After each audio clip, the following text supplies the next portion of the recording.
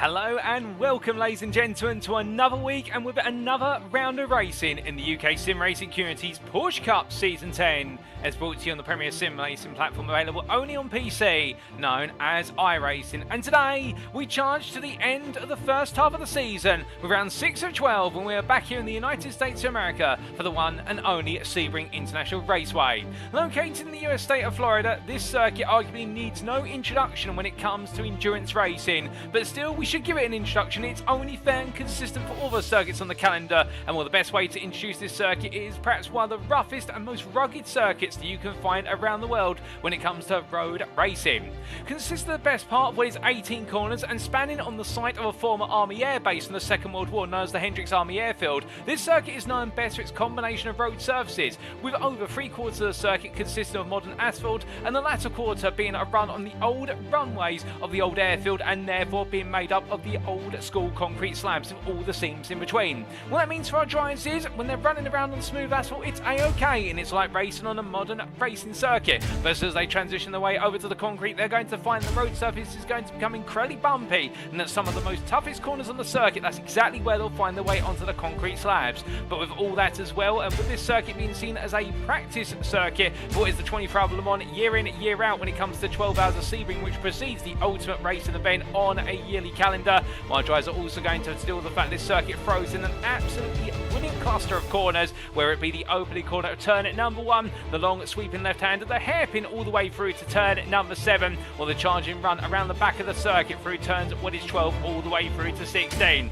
Altogether, it makes Sebring one of the ultimate courses in the world, and our drivers are going to be doing battle on it today in this endurance race round. But as we welcome you all to this broadcast live from the circuit side, you can be tuning in right now via one or two platforms for your media pleasure, and well, as we get our words the wrong way round there, for your ultimate pleasure I should say, you can be tuning in right now firstly on the official UKSimRacing YouTube channel, and that is youtube.com, search for UKSR or UKSimRacing, and welcome to you guys on YouTube. And I do see there Revo tuning on DCW Racing, and I see Kieran Lowe there, happy to tune in. And well, you say it's great to hear you again, Paul, and it's great to see you here, Kieran, and I hope you're doing well, and I hope you're doing well as well, Revo. But if you're not a YouTube person, and perhaps you prefer to use twitch.tv, well, the best place to go on Twitch for this broadcast is, of course, twitch.tv/UKSimRacing. And welcome to you guys on Twitch. And, well, in the content, if you have myself, Paul, TX141 Walsh, also known as Britain a Spit, depending on what media you follow me on. Now I bring you all your racing action from the circuit side over the entirety of this season. And well, speaking of this season, let's take a look at our calendar and tell you a little bit more about the story so far. In the fact, we're into round number 6. And after this week, we have our mid-season break. For it's the 25th of April today of 2024. But we started off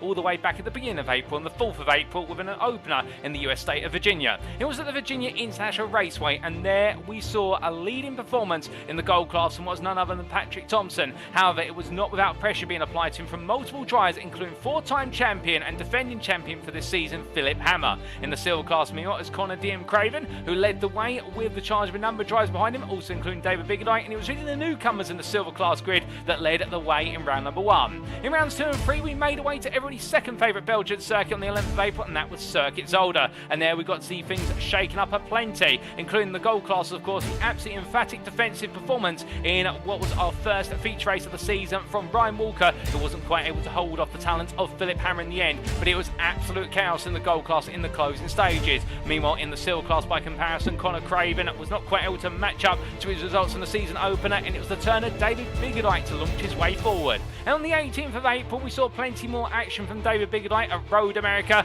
in our return to the United States of America for rounds 4 and 5, and there we got to see the silver class driver lead the way with almost a grand slam. And meanwhile, we got to see in the gold class once again the battles between the likes of Kory Lazarus, who's been moving up through the field, also Philipp Hammer and Patrik Thomsen take centre stage. And now today the stage is set for round number 6. But when we return after our mid-season break, and set your calendar for the 9th of May with regards to that, we're going to be making our way back to Belgium for the second and final time this season for everybody's favourite Belgian circuit, and that is the circuit Spa-Francorchamps in rounds 7 and 8. Now we're making our way to neighbouring Germany at 4 on the 16th of May. What will be the ultimate endurance race round? Now, of course, is it the one and only Nürburgring combined, or the Nürburgring Gesamtstrecke for round number 9? And then the week after that, on the 23rd of May, we'll be making our way to Italy for a debutant on the UKSimRacing Porsche calendar and recently introduced the iRacing simulator platform. Of course, it'll be none other than the Autodromo Internazionale del Mugello, and that'll be in rounds 10 and 11. And then on the 30th of May, we bring the curtain down by making our way to the Netherlands for the one and only Circuit Zandvoort, with its heavily cambered corners playing host to our drivers in our round 12 of 12 endurance race, will be our fourth and final endurance race round of the season. How will it all end there? Well, that's the story we'll pick up at the end. We've still got plenty of pages to put into the story, and today we're going to be turning a few more here at Sebring. But leading us in, let's give you an update on the championship stands after 5 rounds of race, and we start off with the Gold Drivers' Championship, and as we can see, Philipp Hammer leads the way on 109 points.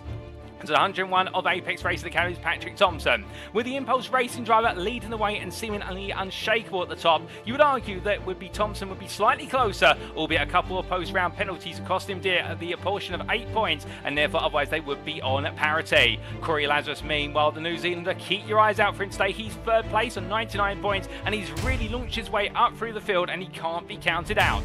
Meanwhile, in the battle for P4, it's Daniel Sergi who holds on to fourth place on 78 points, 12 clear of Ryan Walker, with the satellite racing driver battling hard to chase after the Olympus Esports Titan driver, and that's how your top 5 stands. But Walker's going to be looking in his rearview mirrors constantly, given the fact that he's got David van der Waals only 2 points behind, and a further 6 of it is James Parker, who's yet to find his early season form. Indeed, Parker's normally a late springer when we've seen him in seasons recently, and we expect him to come alive in the second half of the season, if not today.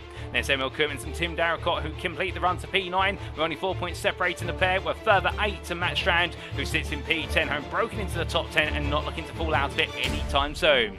Then, debutant as of last week, Kyle Felvers. Of course, we saw him on the grid in previous seasons, but he made his debut for season 10 as of last round, and will the HFT Racing driver already up to 30 points in a great opening performance of his season's account. You have Afonso Souto and Bruno Batica completing your championship standings. Now coming onto the silver class, meanwhile, and here the tail, it's quite similar, albeit we have a standout leader. David Biggerdike, with 2 perfect scores back-to-back over the last 2 weeks, sits in the lead on 115 points, 15 clear of Connor Craven. The privateer leads ahead of Olympus Esports Vulcan driver, and the pressure is on Craven to respond. He's been looking to try and make a response for the last 2 weeks racing, but he hasn't quite been able to find it, and particularly after a dismal day last time out of Road America, can he put the fears away? Will Craig Shield, meanwhile, be looking towards Craven, looking to capitalise, 19 points behind, and really leading the rest of the field in their pursuit of the top 2. With the ATIP Races Cyan driver is 3 points clear of Paul Halliday, who was in third place until post-round penalties were applied from Road America, and the 0 points driver has been demoted to 4th place at 78 points. There's a further 2 points to Alistair Pollard for ATIP Races Cyan, who completes your top 5, with Glenn Humberstone 6 points behind, a further 4 to Sean Dobie, and a further 2 to Joel Touton, and then a further 2 even more to Danny Weston. Well, the key point being here, ladies and gentlemen, is the fact that the run from P3 all the way through to P9 is a run that's separated by only 19 points. That's right, and it means anybody could be in contention for P3 today, or indeed even nipping at the heels of Connor Craven for P2. That's how close this silver class is. But Owen Halliday, let's not count him out as well, further 6 points behind in P10, and looking to find some initial form, and he's found it now, and he'll be looking to try and push it even further. And Alistair Hatcher sits best as P11 on 24 points, 8 ahead of Guy Cardiel, with both drivers yet to find their rhythm this season. And Jason Mumford not on the grid thus far, not picking up any points, and we look forward to see him on the grid in the near future. But then coming onto our team's standings, last of our championships, of course, we see ATIP Races Cyan lead the way 173 points, with an absolutely stellar day racing at Road America, and really landing the big score, and they're looking to stay ahead of Olympus Esports Titan and ATIP Racing, both on 142 points, but this Olympus Esports outfit are ahead based on result countback. 8 points behind them, it's the Noel Pointers, the 2 Halliday brothers. Whilst they've had some inconsistencies, one thing that has been consistent is their set of scores across all 3 rounds, and the deserving P4 so far. With Olympus Esports Vulcan in P5, not quite able to match the rhythm of Titan, but starting to find their way forward. And it's Impulse Racing P6 ahead of Effect Simulations, with Apex Racing Academy only a point behind the P17. From what is P8 through to P9 at Blackout OPR, it's 2 points, with a further 19 to the wrong stuff in P10, with Kylie Out and Douton trying to hold on to the mix of the top 10. And in Satellite Racing's Ryan Walker sits P11, 4 points give DCW Racing, with Racing Lab Esports, HFT Racing and Old Duty Cars or ODC completing your championship standings. But now let's come on to our circuit for today, and it is the Sebring International Raceway, the international layout playing host to our drives, or the full course as it's also known, and located near the town of Sebring in the Highlands County of the US state of Florida. Well, thank you to iRacing for the brilliant simulator and also the fantastic track map that gives you a demonstration of just how intense this circuit is going to be with the best part of its 17 corners. For as our drivers roar their way around here, well, there's going to be absolute favourites of corners such as turn 1, also the run at the hairpin of turn 7, and also the absolutely smooth flying sequence and tower corner at turn 13 all the way down towards Le Mans at turn 16, and who can forget Sunset Bend at turn number 17, named after the fact that when the sun does set, it shines right in the eyes of the approaching drivers as they make their way into the elongated braking zone. But as they roar their way around here, charging into turn 1, it's all going to be about being as daring as possible to be late on the brakes and go for that late apex before they charge their way off the concrete slabs and up towards the asphalt that takes them towards turn number 3 via the Kinker 2. Now hard on the brakes, they'll make their way into the tightest corner sequence of the lap, turns 3 through to 5, before spitting the car out onto Big Bend, full throttle through the long right-hander and down towards the hairpin, the heaviest braking zone at turn number 7. Exiting out the slice corner of the circuit, they'll make their way flat out through Fangio, the complex of turns 8 and 9, before coming onto the brakes for Cunningham at turn number 10, the right-angled right-hand corner, before quickly making the direction change into Collier, the left-hander at turn number 11, where it's all about hitting the second curve, and as they make their way out to left-hander, it's into the Kinker 12 to set them up for the run into Tower at 13. Out of another right-hand right-angle corner, they'll go flat out through Bishop at 14, in towards the right-hander at turn number 15, entering the Le Mans complex, and as they make their way through the right-hand, it's a quick switch from right to left before opening up the right-hander at Le Mans at 16, all for that important run down the Allman back straight. But as they make their way down the back straights into the final corner at Sunset Bend, and you'll get to see on board with our drives how tricky it is when we go racing, and indeed in qualifying as well, as they make their way for the long right-hander to complete the lap and do it all over again or hit that checker flag. Before we go racing, let's give you a quick reminder of the rules. And well, as we can see, because it is an endurance race round today, it is an open qualifying format in use, which means all the drivers will be out on the circuit together. However, it also does mean they have slightly longer time. They've got 20 minutes to set their best possible time, but they may not reset to the pits outside the pit lane. If they do so, they'll be ending the qualifying session prematurely.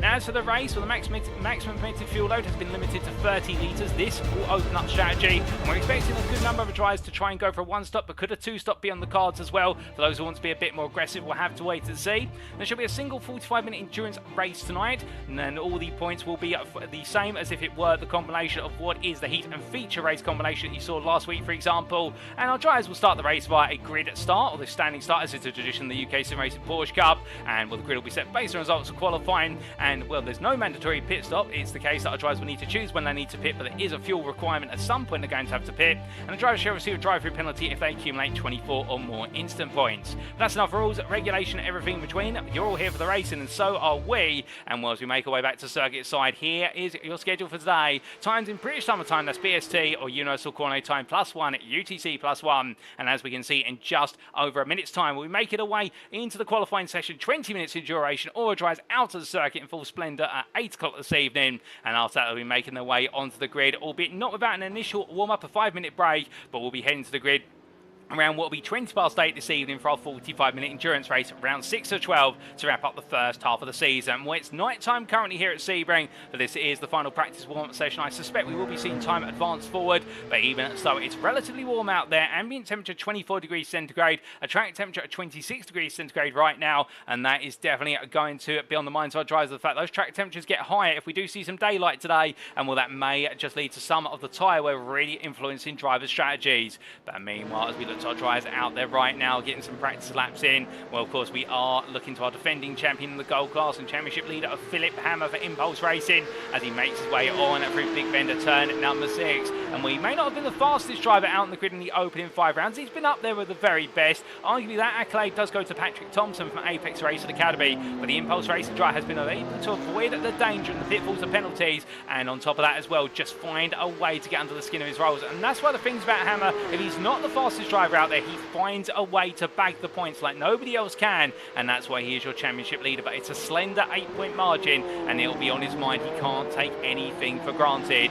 But meanwhile, as we look to other silver class drives, it's the Rexy machine from the Knoll pointers, of course, of Owen Halliday. Well, he's batting to be inside the silver top 10 in the championship and looking to do so today. For the best part of 21 drives on this grid, it's going to be a packed grid, and we are going to miss a couple of drives today. I do believe we are missing Ryan Walker from the gold class. He did say in his post-round interview that he would not be able to make this round of racing, and that being, of course, that interview last week. As we see here, Halliday making his way down towards turn number 1, and as he does so, going into the opening corner, the checker flag comes out. out on this final practice warm-up session. And you know what that means, ladies and gentlemen. It is time for us to go qualifying as the circuit will briefly fall silent. But when all drivers make their way out there, it's going to roar with the sound of flat 6 engines. And who will be on pole? Well, it's time for us to find out as qualifying gets underway.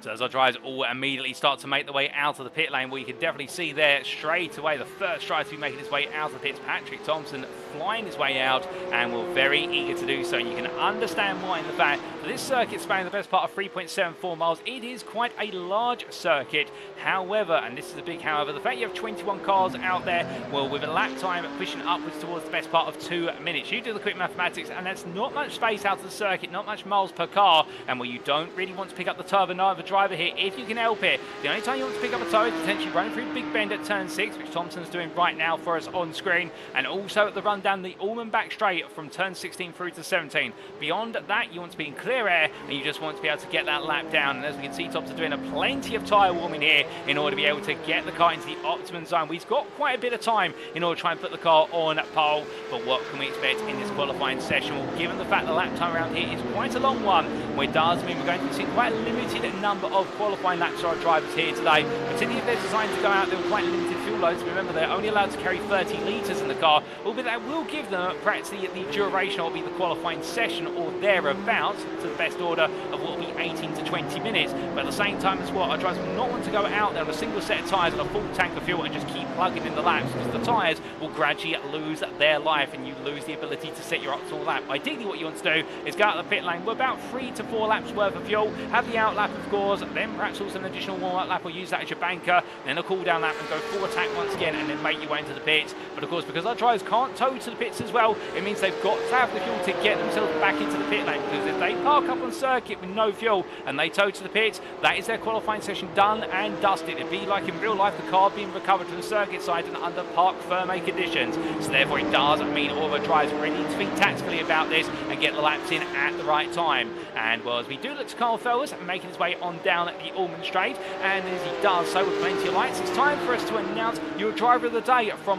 last week's rounds of racing in rounds 4 and 5 at Road America. And well, as we do see Carl Fellows making his way into turn number 17, the camera's going to stay with him because it was Carl Fellows who was your driver of the day from Road America with 67% of the vote. And congratulations to the gold driver from HFT Racing on his debut rounds for this season, the UKSimRacing Porsche Cup, immediately picking up the driver of the day accolade, and what a big round of applause to him. And we haven't had a recurring driver of the day so far. Keeping in mind, of course, it was 70% of the vote at VIR for Connor Craven in the silver class, and what was in rounds 2 and 3 at Circuit Zolder, it was David Biggerdike with 69% of the vote. And well, we are a little bit disappointed mathematically that Carl Fellows got 67% of the vote and not 68%, because we would have loved to have that continuity. But joking and splitting hairs aside, congratulations to Carl in the gold class, our first gold class driver to pick up the driver of the day accolade for this season as well. And well, who will be your driver of the day after today? And of course, we will announce that in the qualifying session for rounds 7 and 8 in 2 weeks time. We'll tell you a little bit more today on the broadcast about how you can vote for your driver of the day from Sebring.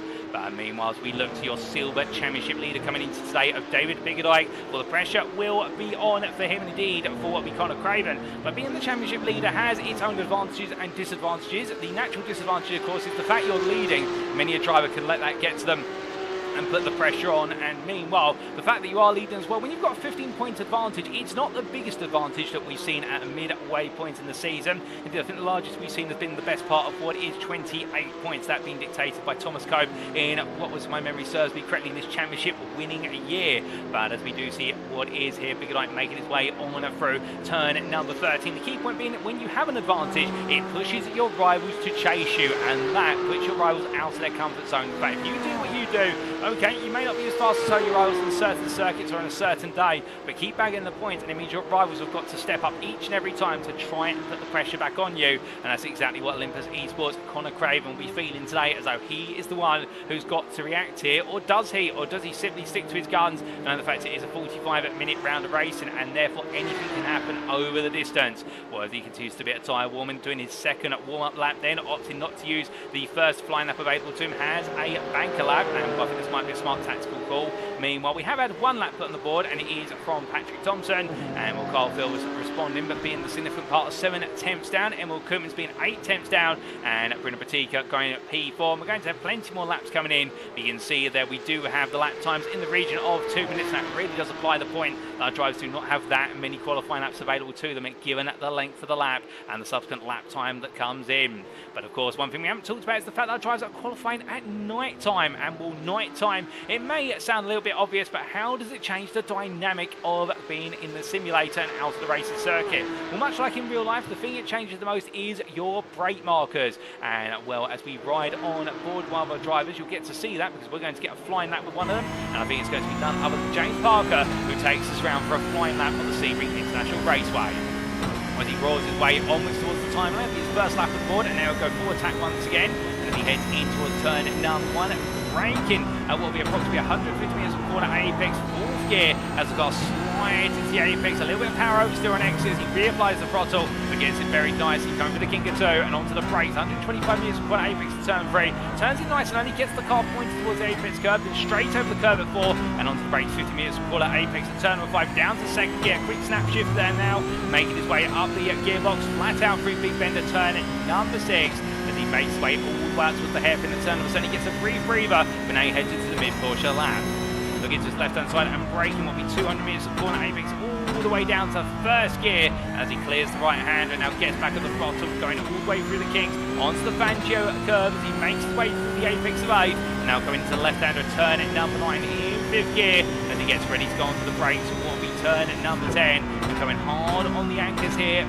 Through the right-hander of Collier he goes, and 2nd gear initially, now building up the throttle, a little bit of wheel spin as he short shifts to 3rd gear, short shifts to 4th as well, to settle the car down through left-hander into the right and kick as well, lets the car drift over to the right, onto the brakes, 100 metres from the apex, the tower at 13, misses the apex curve that you'll notice, car drifting wide quite significantly, so Parker out of sorts, and as he makes his way in towards Bishop Corner, that is going to cost him a sizable amount of time, 22 temps, as he now makes his way on towards the Le Mans corner, starting with 15, braking 150 metres from corner apex down to 3rd gear, and now bringing the car over to the right slightly before turning left and sweeping the car out to open up the Mont corner as much as he dares, because those pesky track limits takes a lot of apex go, it unsettles the car, and Parker not having the happiest of laps, he makes his way down the Auckland Straight, and as he heads up towards turn number 17 in towards Sunset Bend, but there's no sunset in the distance, it's night time, but still he's going to have to do this via field because the cones on left give you an idea when the corner starts, but they don't give you an idea of when to brake. He brings it all the way down to 2nd gear at the apex point as he brings the throttle in, and Parker makes his way out, letting the car stretch out towards the exit wall, and Parker heads towards the line. It's been an improving lap, but perhaps not as much as he'd like it to have improved.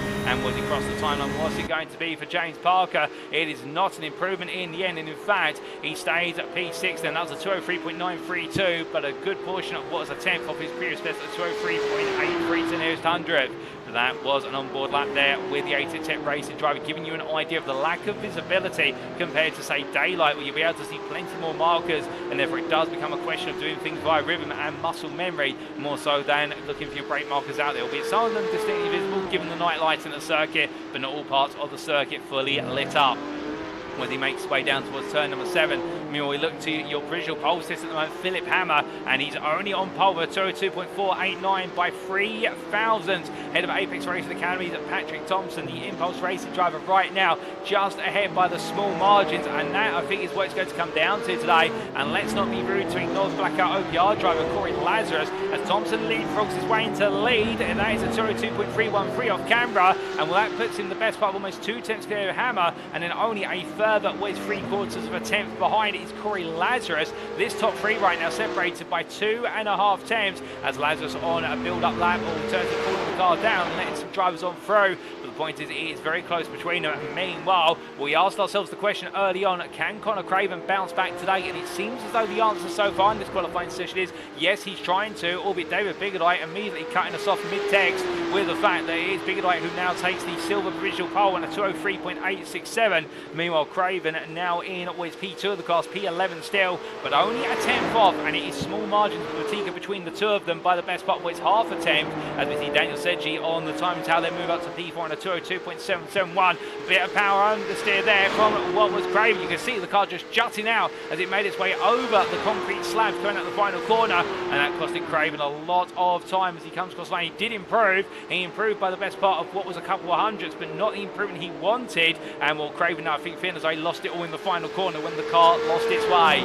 But he makes his way in towards a turn at number 3. Well, in doing so, well, I can tell you Daniel Weston currently in the pit lane, car not out there. I think there's a bit of a technical issue for Daniel Weston, and we hope to see it out there in due course. But let's talk about Joel Duton, who's just gone at P14 on a 204.655, and more the wrong stuff driver there, the Wiley Coyote on the side. And well, the car not made out of Acme parts, I can definitely say that. And the rest is all staying together, but as he heads down towards turn number 3, it is all coming together for Duton in the fact that he is only what is a 10th of a Pollock's time, P13. And right now things are heating up in the fight for P3 on the silver class grid, given the fact that between the two drivers it's a 10th, and then you do have a sizable 6 tenths to Alistair Hatcher in P15. But even so, I think a lot of our silver drivers still trying to find that lap time out there. But being the driver who is still waiting to get a lap time on the board bar what is a provisional lap, and that is Effect Simulations' Tim Darracott, right now sitting down in P20, 15 seconds off the overall pole, but that's not representative of his pace around it. We can be certain of that as he makes his way down in towards the hairpin. I think for Darracott, what's going to be on his mind right now is the fact that he is a sizable challenge towards that pole lap as he comes on through the right-hander and all through. Our drivers making the way on around as quickly and rapidly as possible and getting themselves set up. And Darracott right now, knowing that time is starting to become increasingly of the essence as he heads into the braking zone for what is turn number 10 there. But as he does so, making his way out through the left-hander and then in towards the right-hander at turn number 12, where it seems as though Darracott here right now just trying to get himself all set into the second half of the qualifying session, give himself the best possible time out there. He does have what is Emil Koopman's teammate, of course, for Effect Simulations, P7, who we look to here as he breaks his way on down in towards turn number 3. And well, it wouldn't be a UKSimRacing Porsche Cup grid without the Flying Dutchman. And as he makes his way through turn number 5, we say he's flying not in the form of a nautical reference, but in the fact that this man always flying higher and looking to chase what is his first ever overall win in the UKSimRacing Porsche Cup, yet to come. But it will come one day, that's the promise, ladies and gentlemen. And as he makes his way down towards turn number 7, right now the 911 driver doing everything right to inside that top 10. But coming back to Tim Darracott as he makes his way into the final corner here, and we get the wonderful camera angle that gives a sense of perspective of how he's got to position the car through the long right-hander of Sunset. Well, X in the corner right now, just missing the wall there on the exit, and he comes to the line. This is going to be an indicative lap. He goes purple in the final subsector, so it's a good lap from Darracott, but how high does it place him? It puts him P5. It's a 202.725, but things are tightening at the top, with Thomsen still on pole, but only 300ths over Hammer, and you can see Lazarus P3, but only half a tenth over Sedgley. And then a further 10th or so to Darracott. Things are getting very tight for the front two rows right now. I think we could have a major qualifying battle on our hands here. And I think Thomsen and Hammer will be wary of the fact they haven't got the luxury of being what is the best part of, say, half a second clear of the rest of the field. It's only a couple of attempts, and a couple of attempts can be found and made and won and lost very quickly around here at Sebring under qualifying conditions. But meanwhile, we look to Owen Halliday as he makes his way through the final corner, and will quite tentatively there coming on for, I think this might be the setup for another flying lap. I think not quite having the end to lap that he wanted. Will be improved in the middle sector of the lap.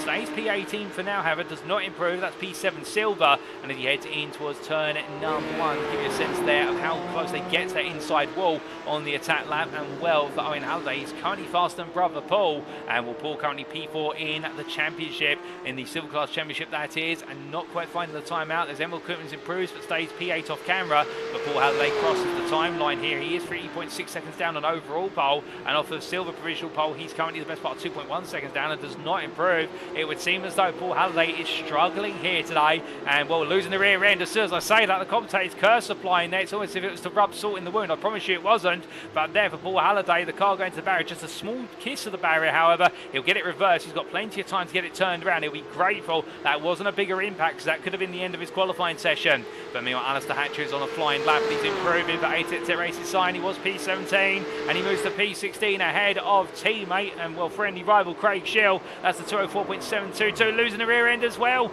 And well, it seems as though turn 1's not offering as much grip anymore. Also, tries to get a bit too adventurous with the speed they carry into the opening corner. But meanwhile, as we do look to Alistair Pollock as he heads on through what is Bishop's Corner at turn number 14 and in to the right left sequence here. here of Le Mans as he comes on down the speed, down through the gearbox, and we're back in the car in the right spot as Tim Darracott improves off camera, stays P5 by 202.666. Is now the time for the Effect Simulations driver. We're going to see here what is the car of Alistair Pott make its way all the way to the end of the lap, and what can he do with Bruno Batica moving up to P10 and putting a clear delineation in between the gold and the silver classes. We've been all the gold drivers ahead of all the silvers now. Well, as we do look to our driver here in the number 92 coming through the final corner, half the qualifying session complete, almost 3/4 now complete as well, so time is running out, and was Patrik Thomsen across the timeline does not improve, bar in the final subsector. Meanwhile, that is a lap from Alistair Pollock, he does not improve, but Kory Lazarus meanwhile has got purple in subsectors at 1 and 6. Could Lazarus potentially snatch away pole position here at what will be the closing stage? The straight line, he thinks he's got this as he crossed the timeline for Kory Lazarus. It is provisional pole, it's a 202.087, it's 2/10 faster than what Thomsen and Hammer have been able to achieve, and we have definitely got a three-way fight for pole on now. And well, New Zealander has announced himself, he was close last time and was Road America to be on that front row, but today he's made the big announcement, which is I'm ready to be on the front row, and here is my challenge. As he makes his way on through at turn number 5 and in towards 6. Well, meanwhile, the big question now is how can Thomsen or Thursday Hammer respond? And well, we will soon find out how they're able to do so. And in fact, as we look to Daniel Sedgey, currently still P4 by only what is 600s over Tim Darracott. So the Olympus Esports driver feeling a degree of pressure. But meanwhile, Philipp Hammer just behind him, getting a very distant tow, if any, as he heads in towards Sunset Bend. And Hammer comes on through the final corner. And as he does so, he's improved in the middle section. He's the fastest of everybody in the middle sector right now. Coming towards the line, what's it going to be for Hammer here as he comes to the timeline? 2.5 tenths down on the provisional pole lap, 300s down Thomsen. He goes P2 and in the process slashes his deficit to Lazarus in half. Now 1.3 tenths of Lazarus' pole time on a 202.223, but it's not enough. And meanwhile, Patrik Thomsen is out there putting in another lap, and in terms of improving, he's improved significantly in the middle sector, and he is close to matching Lazarus in the middle sector across what is sectors 3 through to 5. And as he gets ready to head into the final corner, I can tell you, as he makes his way through at turn number 17, well, for Thomsen right now, he will not want it to be any other driver than him on pole, given the fact he's picked up a whole plethora of poles this season and wanting to continue that sequence. As he crosses the timeline, what's it going to be for Thomsen then? He does not improve this time around, but he's going to go for it, and we jump aboard here with the Apex Racing Academy driver as he goes full attack into turn number 1. Next in the corner there, full commitment, using all the road surface and the exit curve as he comes down into turn 3. And as he does so, you're going to see a man possessed now to take past third gear on the exit, literally fighting with counter steer, left, right and centre. The car's all over the place, losing the rear of the car, pushing too hard. Patrik Thomsen there, you could see how it became unsettled when he hit the curve at turn number 4, and Thomsen in the end, well, just taking a slightly more aggressive line perhaps than what he'd like to, and well, he'll wait for the field to come through, and it's unfortunate timing. He's got a lot of cars making the way around. He's finally been able to get back on circuit before Owen Halliday's come out onto Big Bend, but it'll be a frustrating amount of the fact he's lost time, and he's also lost some tyre temperature, and he'll put a flat spot in the tyre from just sliding off the circuit as he did, or put it at risk. So therefore for Thomsen, he's running low on time. He has one more lap if he's able to get it around, but was that the last lap? Was that the lap he had the fuel for, and will that be it? We'll only find out in the next couple of minutes. But meanwhile, it may mean that Philipp Hammer is the one now to have to try and find a response, as he's currently on a warm-up lap here. Hammer's waiting to go for it.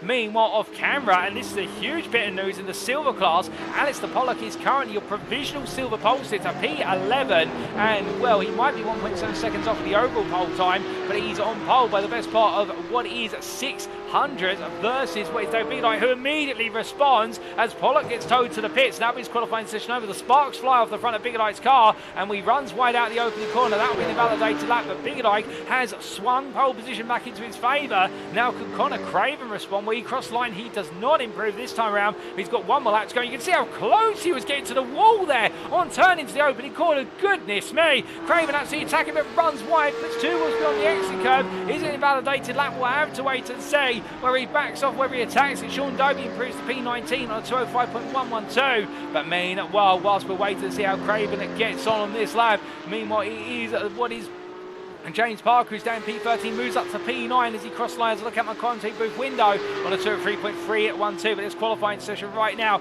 absolutely on a knife edge. And we'll keep in mind that your current visual pulse is overall Kory Lazarus. He's going to get around and have one more lap available to him if he's got the fuel and the tyre life to go for it. So Lazarus is going to have the final say here in terms of who has that opportunity to contest for pole position. He's in the middle of the road down the Ormond Straight right now. So that would be a sign. I think he's gearing himself up for one more lap. Daniel Sedgley in the pit lane. He won't be putting any more laps in. Meanwhile, I can tell you that Patrik Thomsen is out there on what is one more lap. He's just gone onto it after what was the error at turns 4-5 on the previous lap. And here goes Lazarus then for one last roll of the dice. Or is it? No, he's into the pit. So Lazarus thinks he's got it done. And well, as he makes his way down pit road. Meanwhile, here is Philipp Hammer, the defending champion in the gold class, championship leader right now. And he's really giving it everything. He has gone purple in with sub-sector 5. But otherwise, not too many improvements around the lap. It is going to be slender margins. And keep in mind, he is 1.3 tenths down on Lazarus right now. And what we have seen that lap times improved by the best part of a maximum of 3 tenths in this trio who are battling for that pole position. So can Hammer find a way to set a 202.0? Can he even break into the 201.9s?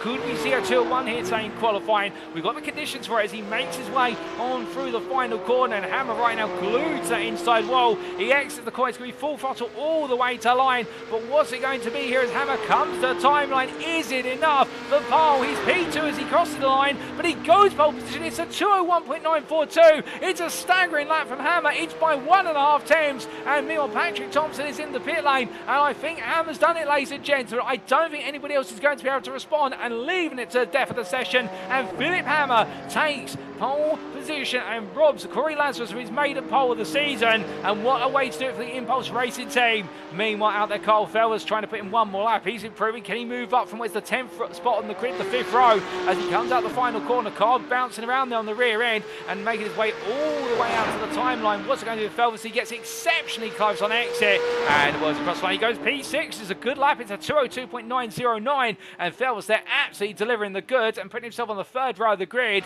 And Alistair Hatch is the only other driver out there on a cool-down lap, and that is qualifying complete, ladies and gentlemen. And that does mean Philipp Hammer is your overall on gold pole position, with Kory Lazarus joining on the front row, 1.5 tenths down, and your second row will be Patrik Thomsen and Daniel Sedgley. Meanwhile, in the silver class, which starts behind the gold class, completely given the way they've qualified, it will be David Bigelite who has taken silver pole position by only 600ths over Alistair Pollock, and there is a further 10th to Connor Craven, who starts P14, and that will be your top 3 silver drivers, with Joel Dutton 7 tenths off starting P15, and I think we'll be looking to try and get the launch on his rolls in front of him when we do go green flag racing. But what a qualifying session.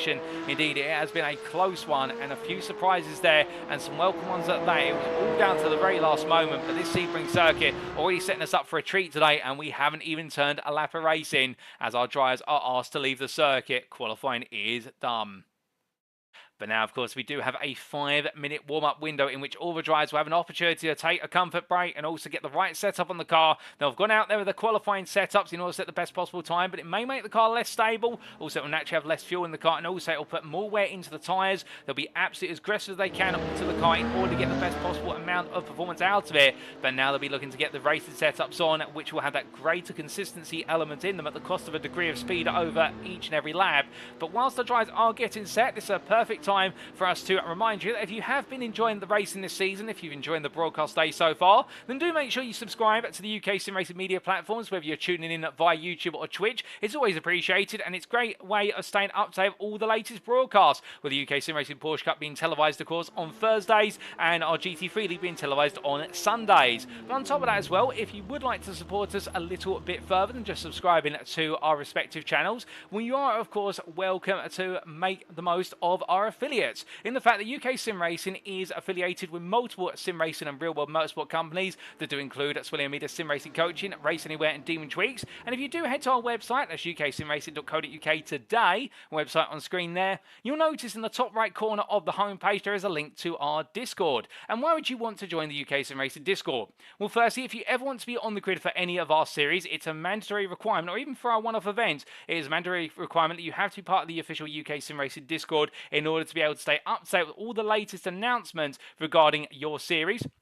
your chosen one-off event, and also to attend the pre-race driver briefings. They're all part of the safety for going racing. But perhaps more relevant to today is the fact that a number of our affiliates provide discount codes which are only available on the UKSimRacing Discord. And if you do use one of those codes as part of your purchase, it puts you in pole position to receive a discount, which is a win for you, but it's also a win for the wider UKSimRacing community because we are a non-profit organisation, and let's be honest, we do get a kickback from you making your affiliate purchase using the discount code, but that does not go into our pockets. It goes into the what is the UKSimRacing Community Fund in order to fund future series and continued series, including the UKSimRacing Porsche Cup, the GT3 League, and of course we do have the ongoing MX5 Endurance League, and there's plenty more planned for 2024 and onwards. And do remember, a little purchase can go a long way in supporting at UKSimRacing, ladies and gentlemen. And well, what's going to go a long way today is a calm and cool head as we do return to circuit side, and as we do so, we look to Kory Lazarus of Blackout OPR. I think he'll be a little bit gutted that he missed out on pole position,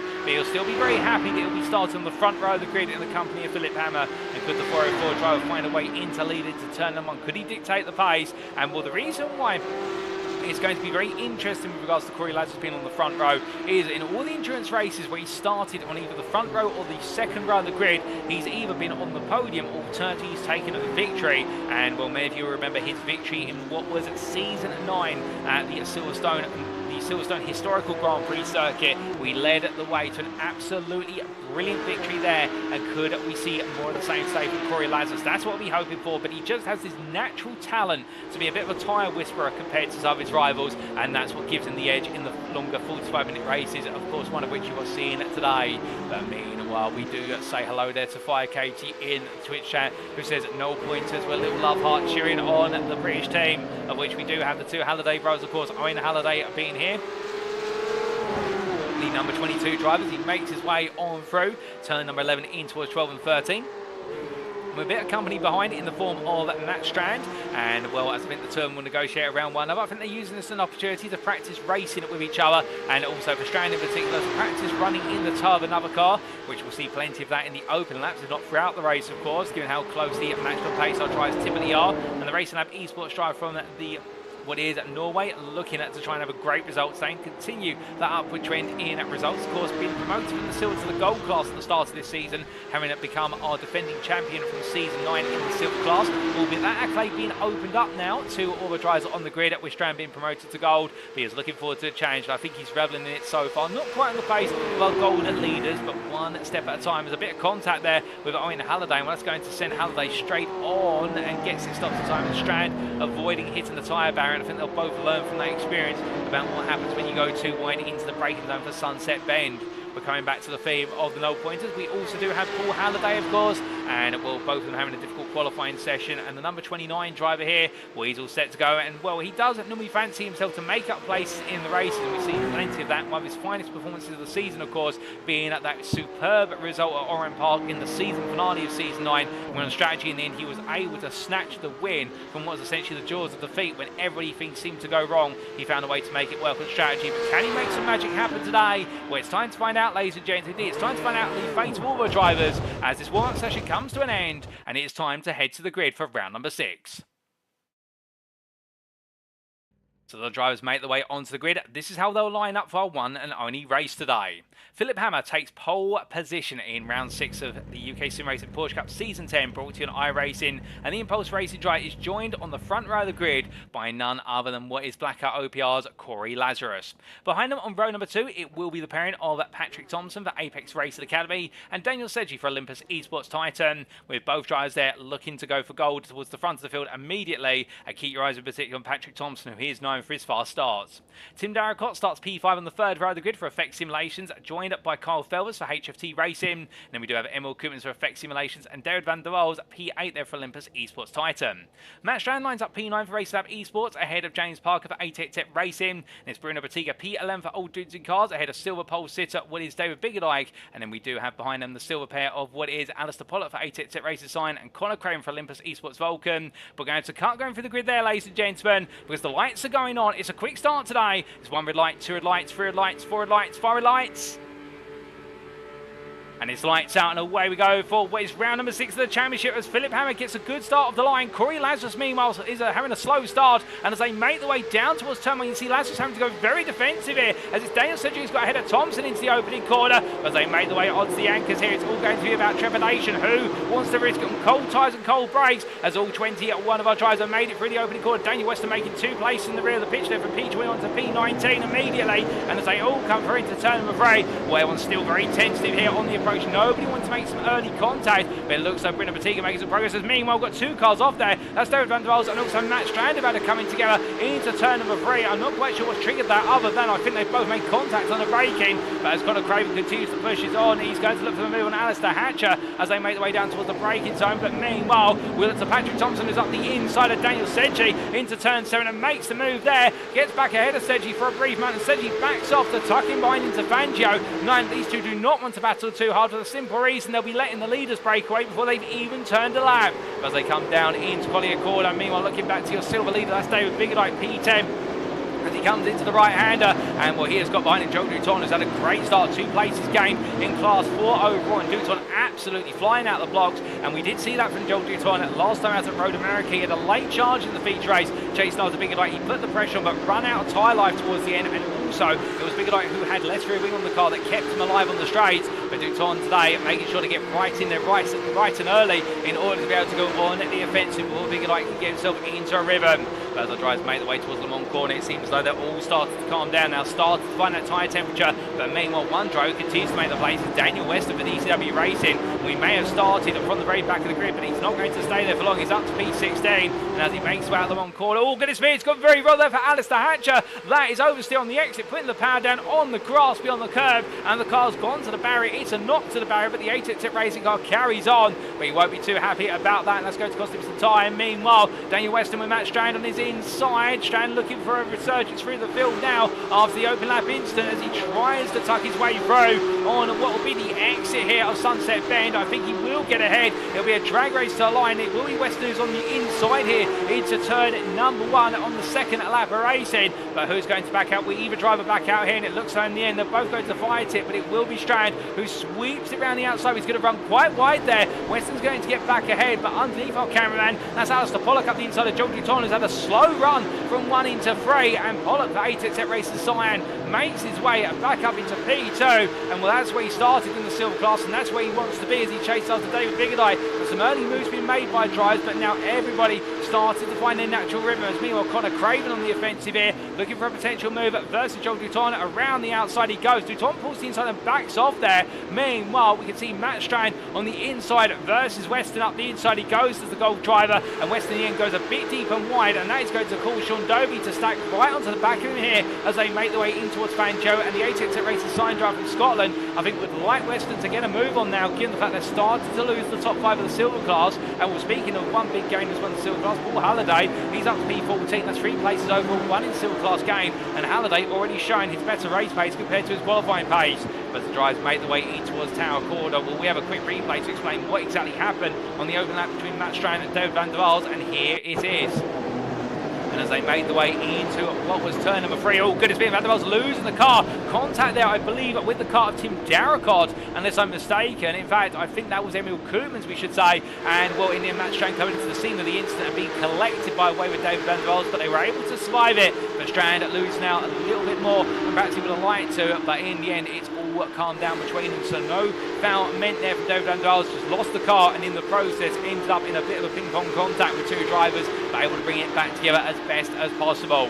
I mean, well, as we return to your live racing pitch, as we look to your leaders, they make the way into lap number 3. It is Hammer still ahead of Lazarus, followed by Thomsen. Then we have Sedgwick P4 ahead of Felvers, with Darracott P5, P6 I should say, ahead of Emil Koopmans, followed by Patika, then Parker. That's your top 9, all gold class drivers, and in silver class leader, Biggerdike is P10 ahead of Alistair Pollock, with best the rest P11. And was they all make the way onto their 3rd turn of the circuit. All drivers right now eager to make a bigger impression, and Ian Halliday doing exactly that up the inside of Sean Dobie into turn 1, and the Noel Pointers driver making some progress here with David van der Waals now tucking on behind the silver pair, as being while Dobie's going to look up the inside. It's going to be a tentative look And when he gets his nose in, but Halliday squeezes him slightly, only to the point that we give him the minimum amount of room, which is legal, of course, and the Briton right now doing everything he can to keep Dobie behind, but I think Sean Dobie eager to make a bit of a counter-offensive here as they head in towards turn at number 7. But meanwhile, just in front, Bruno Batiga side by side with James Parker as these two fight for P8, and Parker having to go the long way around initially at Fangio,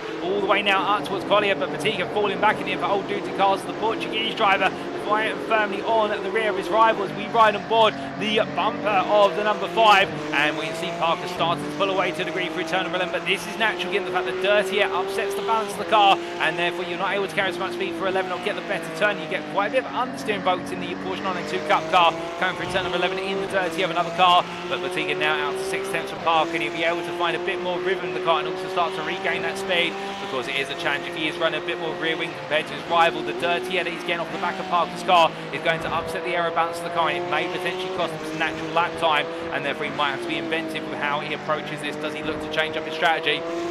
In fact, we are already 6 minutes in to a 45-minute race, and we have a 30-litre fuel tank available to our drivers. We are expecting this to potentially be a 1 or a 2-stop race. Normally 2 stops is safe, but again, much like we saw at Virginia International Raceway before the safety car intervened, it did look to be some drivers were gambling on the potential 1-stop, and in the end, it seems though the 2-stop was the way to go for everybody to make the most of the fact we had a short run to the finish of the race. But Batiga looks to try and hunt down Parker as Parker gets a better run out the final corner. Will mean while we look back to your top 3 as they make their way onto another lap, and looking back from the rear of the Impulse and racing car of Hammer in the number 60, the German driver continuing to lead the way here with Lazarus and Thomsen only with 6 tenths behind all pulled together, and meanwhile you've got Daniel Sergi a further 8 tenths behind, so your top 4 right now separated by 9 under 1.5 seconds. That's how close it is, and Carl Felvers is holding on to this pack as well. It should be pointed out Felvers having a very good run today so far with P6 in qualifying and currently P5 on this running order, and therefore I think Felvers been quite chuffed and known his driver of the day as well. We've heard about that. If he's been listening to the broadcast, that's only going to galvanise his efforts even more, as Hammer right now just continues to maintain the pace at the very front of the field. And then again, the question is how much fuel saving is going on for Lazarus, Thomsen, Sedgwick and Felvers. But Hammer potentially doing some fuel saving, tyre saving of his own, but he'll be mindful of the fact he can never quite save as much fuel compared to his rivals because he lacks the toe of another car in front of him. So therefore he dictates the pace of the race, but he'll always be slightly behind on strategy in theory as they make their way in towards Tower Corner at 13. But meanwhile, as they do so, we have had a bit of an incident for what is a couple of drivers, including David van der Waals and also Daniel Weston. Daniel Weston and van der Waals both coming into the pit lane from what I understand, or at least van der Waals has had to. But meanwhile, Sean Dobie coming through as that is a car limping back to life there, coming out of turn 10 into 11. That is Owen Halliday, who's made a bit of an error, and as a result, it's released Dobie and also Hatcher in front of him as an old pointer drive dropped back to P18. And it seems though right now the 22's got a lot of pace in it for Owen Halliday, but the problem is he just can't quite seem to maintain that consistency at this time. But then again, Sebring at night time is one of the ultimate challenges you could ask for, even over 45 minutes. And well, you can't blame if there's an error or two. Indeed, I think all the drivers are not afraid of making an error or two over the racing today. And when it comes in towards Le Mans corner, right now through the right-hander and on the chase of Hatcher, losing the rear of the car again, and just that rear not wanting to settle down on pound. Craig Shill's going to cut to the inside down the Ulman Straight, and well, the ATEC Racing sign driver now making some further progress as they head up towards Sunset Bend, and he'll be grateful to have taken the place down to fight for it, and that'll save him a little bit of fuel and tyre life in the long run. But then again, Owen Halliday immediately on the counter offensive here as they make their way on through turn at number 17, and see how close he's getting on the corner exit, and the fact that whilst the rear wing does obscure our view of the headlights of Halliday's car, we can just give a sense how close he is to the back. Within 1.5 tenths, they make their way halfway down the straight into turn 1 they go, and as they do, he's going to look up the inside here. It's going to be a launch to the inside for Halliday. Chris Shill's going to try and hold his way all the way around the outside. 2 wide they go into the Kinker 2 with Halliday on the inside here into 3. I think Owen Halliday will retake the position. Craig Shill's not going to give in, but in the end it's only going to be 1 wide into turns 4 and 5, and it returns to the hands of Owen Halliday, who returns to P18 overall, or what is P8 in the silver class. But meanwhile, we look back to your leaders. Have already made the way up towards turn 10. Those at rear carbon ceramic brake disc line red hot with the amount of brake bias that's been loaded towards the rear of the car. And as they make their way in towards turn at number 13, we're not seeing anybody really drop off from this pack. Although arguably you could say that Carl Felvers is now starting to fall away slightly. The gap between him and Daniel Sedgwick has opened up to 1.1 seconds, whereas previously it was 8 tenths. But then again, Felvers may just be respecting the fact that we are pushing more and more into this race. We are at a quarter's distance almost, and therefore fuel and tyre life are going to become increasingly a factor as our drivers roar their way around this Florida State circuit. But then again, any life you can save now, it may gain you plenty of time in the pits. If you gain 2 to 3 seconds in the pits, that could be worth multiple places in the realistic sense. He powers his way down the Ulmer straight. He's got a 1.88 second gap over Tim Darracott. The Effect Simulations driver now starting to make more headway after what has been a difficult start to today with regards to qualifying, really having to grind out that qualifying position. But in P6 now, the Effect Simulations driver in the number 18, as he makes his way out of the final corner. I think he'll be feeling as though he's finding that sense of pace, and that pace is bringing him slightly closer to his rival, albeit 4/10 slower compared to Fells on that previous lap. In fact, 3/10 we should say, as the numbers are corrected on our personal timing screens. But the Effect Simulations driver makes his way through turn number 1. The key point being he's not far off of chasing down the top 5 overall and in the gold class. As he comes on through at the left into right combination of turns 3, 4 and then into 5 the next left. Meanwhile, we look back to Daniel Weston, we ride on board with here as the DCW Racing driver chases after Craig Schill, and this is the run down towards turn 1. They're fighting the P19, but to be fair, it's great to see fighting up and down the field as they come through, and Weston taking a very tight run to inside wall. I think thinking that Schill was going to go long into the corner and go deep, but then Schill getting it stopped in time, and well, good defensive driving there from Schill. He's still got to deal with Owen Halliday in front of him, of course, and these three all coming together as Weston right now just waiting in the wings to try and pounce here, but I think he's on 2 minds. Does he attack now versus Schill and let Owen Halliday pull away to a degree, or does he let the two in front fight each other and potentially open the door up to a double pass here for Weston?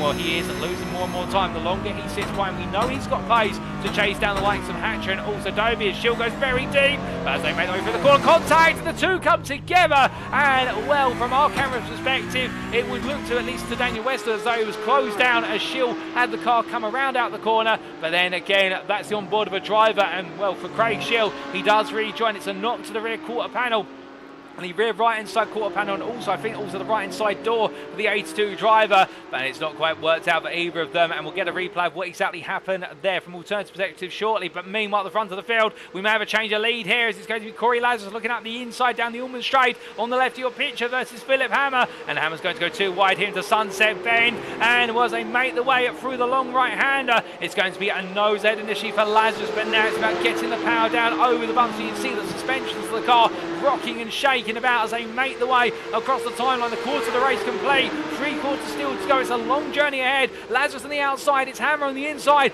2 wide they go into turn number 1, and as they make the way sweeping through the left-hander, Thomsen just by him watching as well, and Lazarus does get ahead just for about the time being, albeit there I think Hammer right now of 2 minds. Does he let Lazarus lead and therefore give himself the opportunity to do some fuel saving of his own, or does he try and maintain the track position 9? All this fighting is bringing Thomsen extremely close to the back of the pair of them, and I don't think he wants to let Thomsen get ahead. I think he might be worried that the Apex Race Academy driver gets ahead, then it becomes a fight for P2 as they make the way down. You can see Lazarus there holding the middle of the road, meanwhile Hammer jinking from one side to the other, trying to get into the head of what is Lazarus, not quite working out, and meanwhile Thomsen trying to follow in the footsteps of the Impulse Racing driver. So right now all 3 drivers playing a high-speed chess game as they make the way through the Fangio complex and in towards Collier once again. As they come down to the brakes, we do have Daniel Sedgey now only 6.5 tenths behind, but I think Sedgey might be backing off here. I think he doesn't want to get too close to this fight for the natural reason he can save more and more fuel if he just lifts and coasts under braking, and well, the fact that these 3 are fighting in the lead,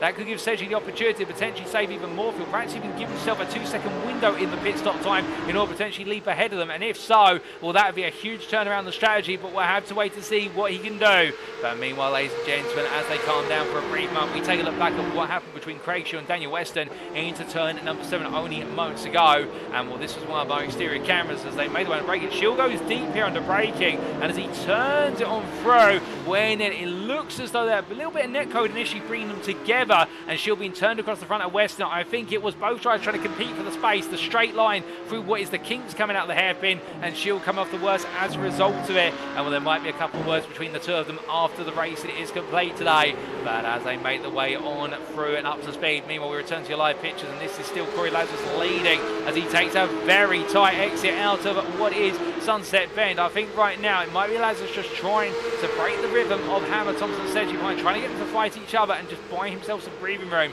With your Daniel Sedgey and you're on the back of this battle in front, as we ride on board with the 88 driver on the front bumper. well, right now he's just got to think more and more about what does he need to do here, because he may not have the natural pace compared to the top three. He does seem to be just slightly off of the pace in qualifying at least, but he's definitely got the race pace and that consistency going together, and therefore Sedgy right now will be the unknown element. And I wouldn't be surprised if Thomsen is looking in his rearview mirror and thinking, okay, Sedgy's there, he's not close enough to attack, but he is close enough to do a lot more fuel saving if we all keep fighting in front, and therefore he could be the danger man as we reach what is the 1/3 point of this race. We've still got another 30 minutes to go plus that final lap, and meanwhile we've also got some pit stops started to play out as Daniel Weston is into the pit lane from what was at the time P18, and also coming into the pits is none other than Craig Schill, who drops all the way down to last place as Weston currently being serviced. I suspect that's fuel going in the car as he leaves the pit lane there, and meanwhile Schill takes his spot in the pit lane just along with the same pit box window of what is Daniel Weston, and these two are giving signals for the first pit stops of the day. Will we see some more pit stops in the next couple of laps? Well, I get the feeling we may do. Could we see this turn into a natural two-stop race? That might be the indicator. But meanwhile we look to Alistair Pollock, the silver class driver, is currently P3 in the silver class. He makes his way on through what is the run in towards Tower at turn number 13 via Collier, and when he makes his way in through Collier and Cunningham right now, the ATT Racing assigned driver feeling a degree of pressure as this is going to be Joel Dutton, who looks to go around the outside of Bishop. It's too wide here. Dutton, however, takes a lot of space, and that's a very liberal use of track limits there. Backs off in the end, knowing he might have been pushing his luck. That was almost to the barrier for the wrong staff driver. If the Luxembourgish driver picked up the grass at the wrong angle, that could have been tears, but still he's experimented. I think right now, having seen that, it's going to unsettle Pollock, and indeed it does, as Pollock makes an error coming out of what is Le Mans corner, and Dutton's going to be along the inside as they make the way in a drag race now up towards Sunset Bend. Dutton on the inside. Meanwhile, it's going to be Pollock who tries to defend all the way around the outside here at Sunset. It's very hard to do. Naturally, it means you give a two-way run up towards what will be turn number 1, but Joel Dutton, he gets it, and I think with the majority of them into the pits, Dutton will take the position in time for the pit stop. But meanwhile, Patrik Thomsen and Daniel Sedgy have stayed out for another lap. They've been able to push the fuel tank onto a 9th lap. That will take them up to approximately 18.5 minutes of racing. And well, for the pair, this could be a huge development, as Emil Koopmans as well has gone all the way up to P3 as a result of staying out there long. So the Dutchman right now starting to extend the fuel tank. Connor Craven doing the same. Matt Strand also out there. So your leaders from the pit stops is Kory Lazarus, who has re-emerged ahead of Philipp Hammer, but Carl Felvers has dropped to 3 seconds behind the pair, and that goes to show you the HFT Racing Drive has not been able to quite hold on, and strategy as well. He's had to have a similar pit stop time to Hammer and what is Lazarus, albeit 3 attempts slower compared to Hammer's pit stop time. Meanwhile, Kory Lazarus' stationary time was the best part of half a second shorter compared to Hammer. So Kory Lazarus not just being back out in the lead, but also buying himself a bit more space up front, and perhaps all the fuel saving he did initially behind Hammer coming into his favour in order to enable him to maintain that lead position. But of course, the big question is, how exactly will these two, your leaders up front, factor into what will be the strategy battle? Because surely, if not on this lap, then within the next lap or so, they will need to come into the pits to take on that fuel, the 30-litre fuel tank, constraining the duration and distance of their stints. As Thomsen makes his way out of Le Mans corner, Sedgy still there within a second, and well, now I think you're starting to see, given the fact that Thomsen hasn't got drivers in front of him to have to worry about battling with, you are seeing him naturally start to eke out a slight gap over Sedgy, and that's that point we were saying earlier. If Sedgy is behind the pack, he's able to use strategy and the slipstream to stay nice and close, but there's just a 1/10 or so margin. It's minuscule, but it adds up over time, and well, there's the confirmation as both drivers make their way into the pits, take to the pit speed limiter. It's Thomsen ahead of Sedgy, but how will they all factor in to the pack when all the pit stops are complete? That is on the mind now, as meanwhile Emil Koopmans is also in a bit further back, and well, the Dutchman could make his way up the field here on natural strategy, and I suspect your silver leader Connor Craven ensures there's no Grand Slam available for anybody in the race. But the Olympus Esports Vulcan driver making his way into the pits here, and well, he comes down very rapidly onto the brakes, will be no lockups. I think timing that to perfection. We've also got Matt Strand in, so that'll be your remaining 5 drivers. But meanwhile, here comes Lazarus as he makes his way on down the start for the straight. We look to the blimp camera here, and you'll notice if you look above them where our other gold drivers are making their way out of the pits, and there they are. That's how close it is. But Lazarus retakes the lead with Hammer behind him, and in the end, Thomsen and Sedgy just fit back back in. Meanwhile, for Connor Craven, who's still been serviced in the pit lane, where is David Biggerdike? Well, here he is, as Craven has just left his pit boxes, making his way down pit lane exit. So Biggerdike retains the silver lead at P10 overall, ahead of David van der Waals, Connor Craven, Joe Duton and Matt Strand. But it does seem as though Craven has been able to find a bit more time out there through going longer, and in fact, he's now side by side with Joe Duton, who's moved back into the P2 position. But it's going to be Craven who gets ahead as Duton tucks him behind there. And I wonder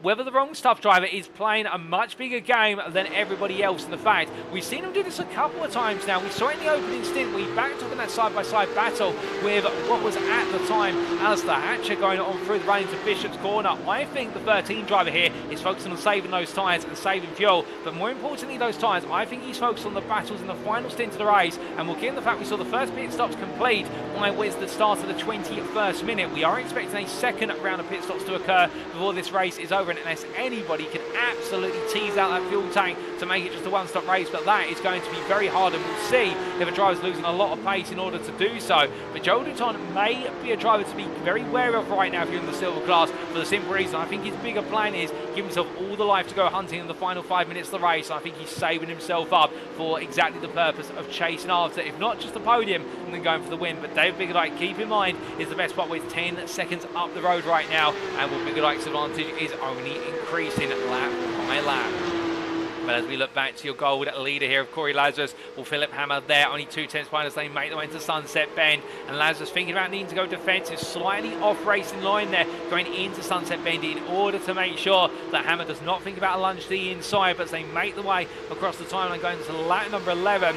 Well, right now the 404 driver under intense pressure at the front, with Thomsen and Sedgy also still in the mix. They're your top four all together as they make their way towards the halfway point of this race. And once they come on through turn 1 up towards that turns 2 and 3, will mean while we do look back to Cole Felvers here in a bit of a no man's land, a bit of a lonely P5 in the fact that he is gradually losing time to what is Daniel Sedgwick and Patrik Thomsen, losing another 2 tenths on that lap, but he is also pulling away from Tim Darracott by a sizable margin.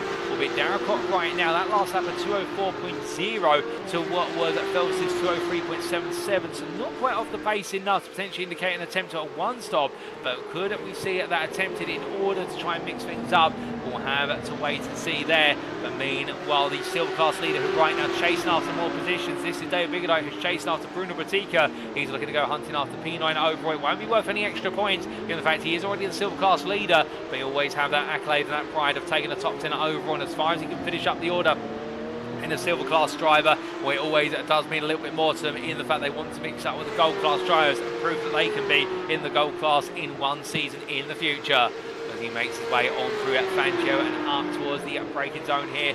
What is, I've been calling it Collier for some time, I must say, but it's in fact Cunningham at turn at number 10. Collier's turn number 11 the left-hander here. And as they make the way on around, a little bit of trivia for you, ladies and gentlemen, in the fact that this Sebring circuit, particularly at night time, some of you may have already noticed that it does become quite hard to discern where the track limits are, particularly when our drivers make the way into what is Le Mans Corner and onto the Ulman Straight, in the fact they are running on to what is a modern-day commercial airfield and also the former military airfield. What if I was to say to you, in the early days of endurance racing here at Sebring, we had drivers who retired from the races due to what is just losing themselves out on circuit and end up driving deeper and deeper into the airfield, and such was the fact they couldn't always discern the track limits. They end up driving off circuit, and as they continue to try and find their way back onto the circuit, they'd had to retire them because they just simply got lost. Well, the road markings have become more definitive. Indeed, the barriers and the AMCO have become more definitive over the years to give drivers an indication of where they need to go at night time. But even so, in the earlier days, when perhaps the distinctions were not as clear, it was not uncommon for a driver to get lost or just completely make the way off circuit and lose places as a result of it at Sebring. But meanwhile, we've also had some items occur a bit further down the order, in the fact we have had with Paul Halliday dropped to P17 quite recently. And what exactly has happened to the silver class driver? Here is a quick replay.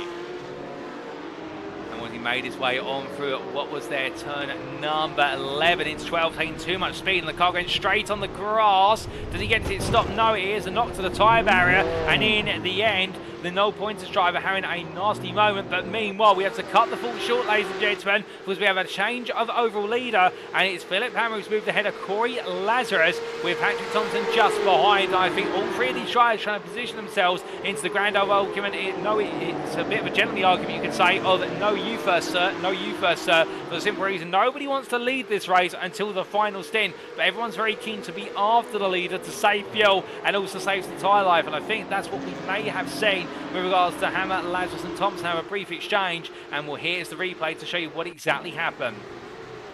And well, in the end, no, it was an error from Kory Lazarus coming out of turn number 5. A bit of power oversteer as he exited the corner and immediately tucking back in. And we could see there getting so close. Patrik Thomsen having to pull out of the toe of Lazarus. Lazarus holding the inside into turn number 7. So side by side they went under braking. So well, it was not quite the you first situation that we thought. Instead, it was battling after an error from Lazarus. And well, Lazarus pushing quite hard, pushing too hard at this point in the race. And those mistakes very easy to come by. But in the end, Patrik Thomsen being made to wait again in at P3, but then again Thomsen, I think, playing the game of just get under your open skin a little bit, just tease out some frustration, tease out what is getting them to push themselves a bit too far out of the comfort zone as they make their way on to another lap, and they make their way to the second half of this race.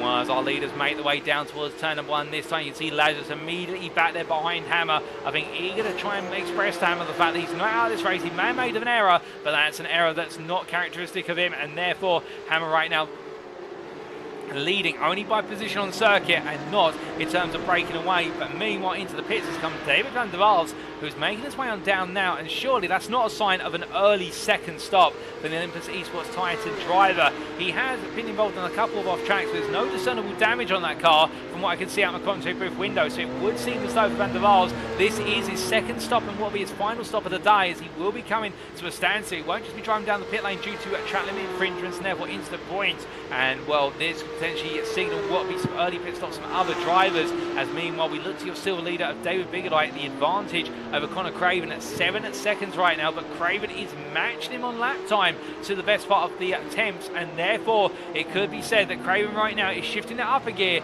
and is continuing his pursuit of the privateer and the championship leader. And the Olympus Esports Vulcan driver will always take the adage, which is if you can't beat your rival, then the best next thing to do is to finish one place behind them, and that's exactly what will be targeted here today, with Joel Dutton now 4 seconds behind almost, and you can see the Rogue Stuff driver there in the rear of the picture, and it would seem as though as he makes his way through Fangio, Dutton right now still saving up for the late stage of this race and building himself up to perhaps a big charge in the closing 10 minutes or so.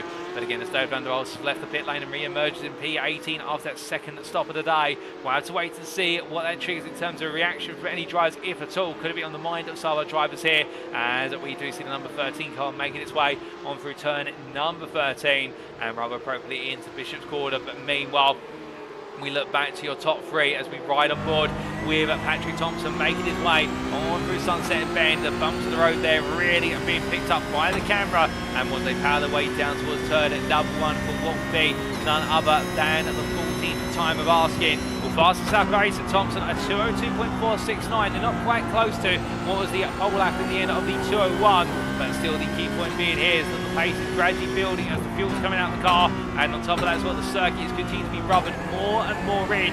Really left, right, left, there you go. As you can see there, Hammer really open up turn number 5. Meanwhile, Lazarus taking a much more centralised line, not really making exaggerated movements. And I think that's all part of the game of Lazarus, just making sure not to abuse the tyre at all. But Patrik Thomsen here now really starting to open up the tabs. I think for the 00 driver, the Apex Racing Academy machine is starting to come alive here.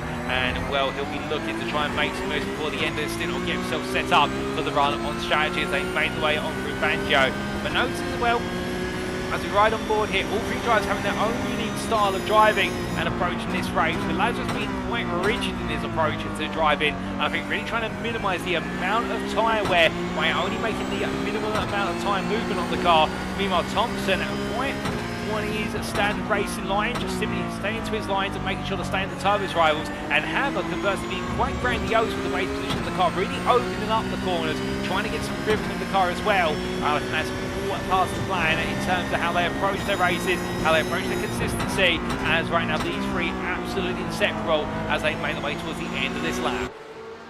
As they do so, coming down in towards Le Mans corner, Daniel Sedgey still with an arm's reach, 1.2 seconds back. He's not out of this, and right now the Olympus Esports Titan driver falling further and further away, and well, that will mean this slipstream starts to just trickle off, and at this point he'll be getting a very distant tow, but it's not going to be anything compared to if he was within a second or with 0.8 of a second's range. And Sedgey will know here it is all about just staying within that touch of this battle and seeing whether he can be involved towards the end. If not on strategy, if it all starts to kick off and the elbows come out between the top three, then he'll want to get right back in there in due degree as they head across the timeline onwards towards the next lap. Meanwhile, we're in the picture, that is Carl Felvers making his way across line P5. He has got Tim Darracott, however, closing little by little, as on the previous lap Darracott did take 4 attempts out of Felvers on that lap. They matched each other for lap time to the 10th, albeit Darracott slower by 400, so therefore Darracott, I think, really trying to reel this gap in, but the problem is that every time he's able to take a chunk of time out of Felvers, Felvers is able to respond and just open that gap up a little bit more. So it really is a distant battle between these two. It's all coming down to who's got the stronger lap times, as meanwhile Emil Koopmans behind, still sitting P7 behind his teammate. The Effect Simulations team right now both running a comfortable P6, P7, but they'll have to be wary of the fact they have got James Parker, and he is closing on Koopmans by a 10th lap over the last 3 laps. And well, as they make their way down towards the turn at 7 hairpin, we can give you an idea of how that gap has been coming down between the two drivers over time. In the fact, as you do look to the time delta in the bottom right hand corner of your screen, well, in fact the delta there not being the most accurate and not giving us the best lap times, and I think that's due to the fact we have had, of course, what was the pit stop thrown in to that mix. But as we do now re-evaluate it for what is the last 5 laps without the pit stop, you can see there how the gap has gradually made its way down. In fact, it seems like the gap's opened up there, so we're not quite accurate in what we're saying. We'll forget that for a brief moment, ladies and gents. We can't get it always 100% right, but it does seem as though right now Koopmans and Parker definitely fighting back and forth for lap times, and as they make their way on down towards what is at turn at number 13, well, it's going to be about Koopmans here, who just tries to keep that gap open for as long as he can. As they make their way on through turn at number 15 in towards 16. Meanwhile, David Bigelite continues to encroach upon the presence of what is there, none other than Bruno Bottega, to try and go hunting for P9. Chasing after the gold driver is the silver leader. And as they head in towards the braking zone for turn at number 16, going through Le Mans corner, well, right now the Englishman here on the attack and very firmly in the tow as he makes his way down. But also he doesn't need to fight for position. I wouldn't be surprised if Bigelite right now, much like what we saw last time out in the feature race at Road America, just steering clear of fighting too hard with gold drivers and focusing on the task that's most important at hand, and that is bringing home what is the silver class win, because that is where he pick up the points. But as they make the way on through, meanwhile we look back to your leaders here, and Philipp Hammer under a bit of pressure from Kory Lazarus there going into turn at number 5. But again, it's the differences in racing lines and styles between the drivers, in the fact that we do see Hammer take a very open line into turn number 5, whereas Lazarus is very pointed towards the apex, and then Thomsen in between the two. And I think Hammer right now just taking those lines, and Lazarus trying to get his nose in, trying to get Hammer to leave the door open more and trying to disrupt the flow of the race leader. But as they make their way in towards where turn at number 10, coming in to Cunningham, a brilliant view there from the apex camera, turn number 9, giving you a sense of the speed they carry into that corner. Well, speaking of carrying things on through, we're going to very shortly be popping into your respective chat, whether you're on YouTube or Twitch, the Driver of the Day voting link, because your vote for the Driver of the Day is now open, ladies and gentlemen, albeit you may not want to cast it right now for the simple reason we have still got the best part of 13 minutes of racing, plus also the final lap here at Sebring.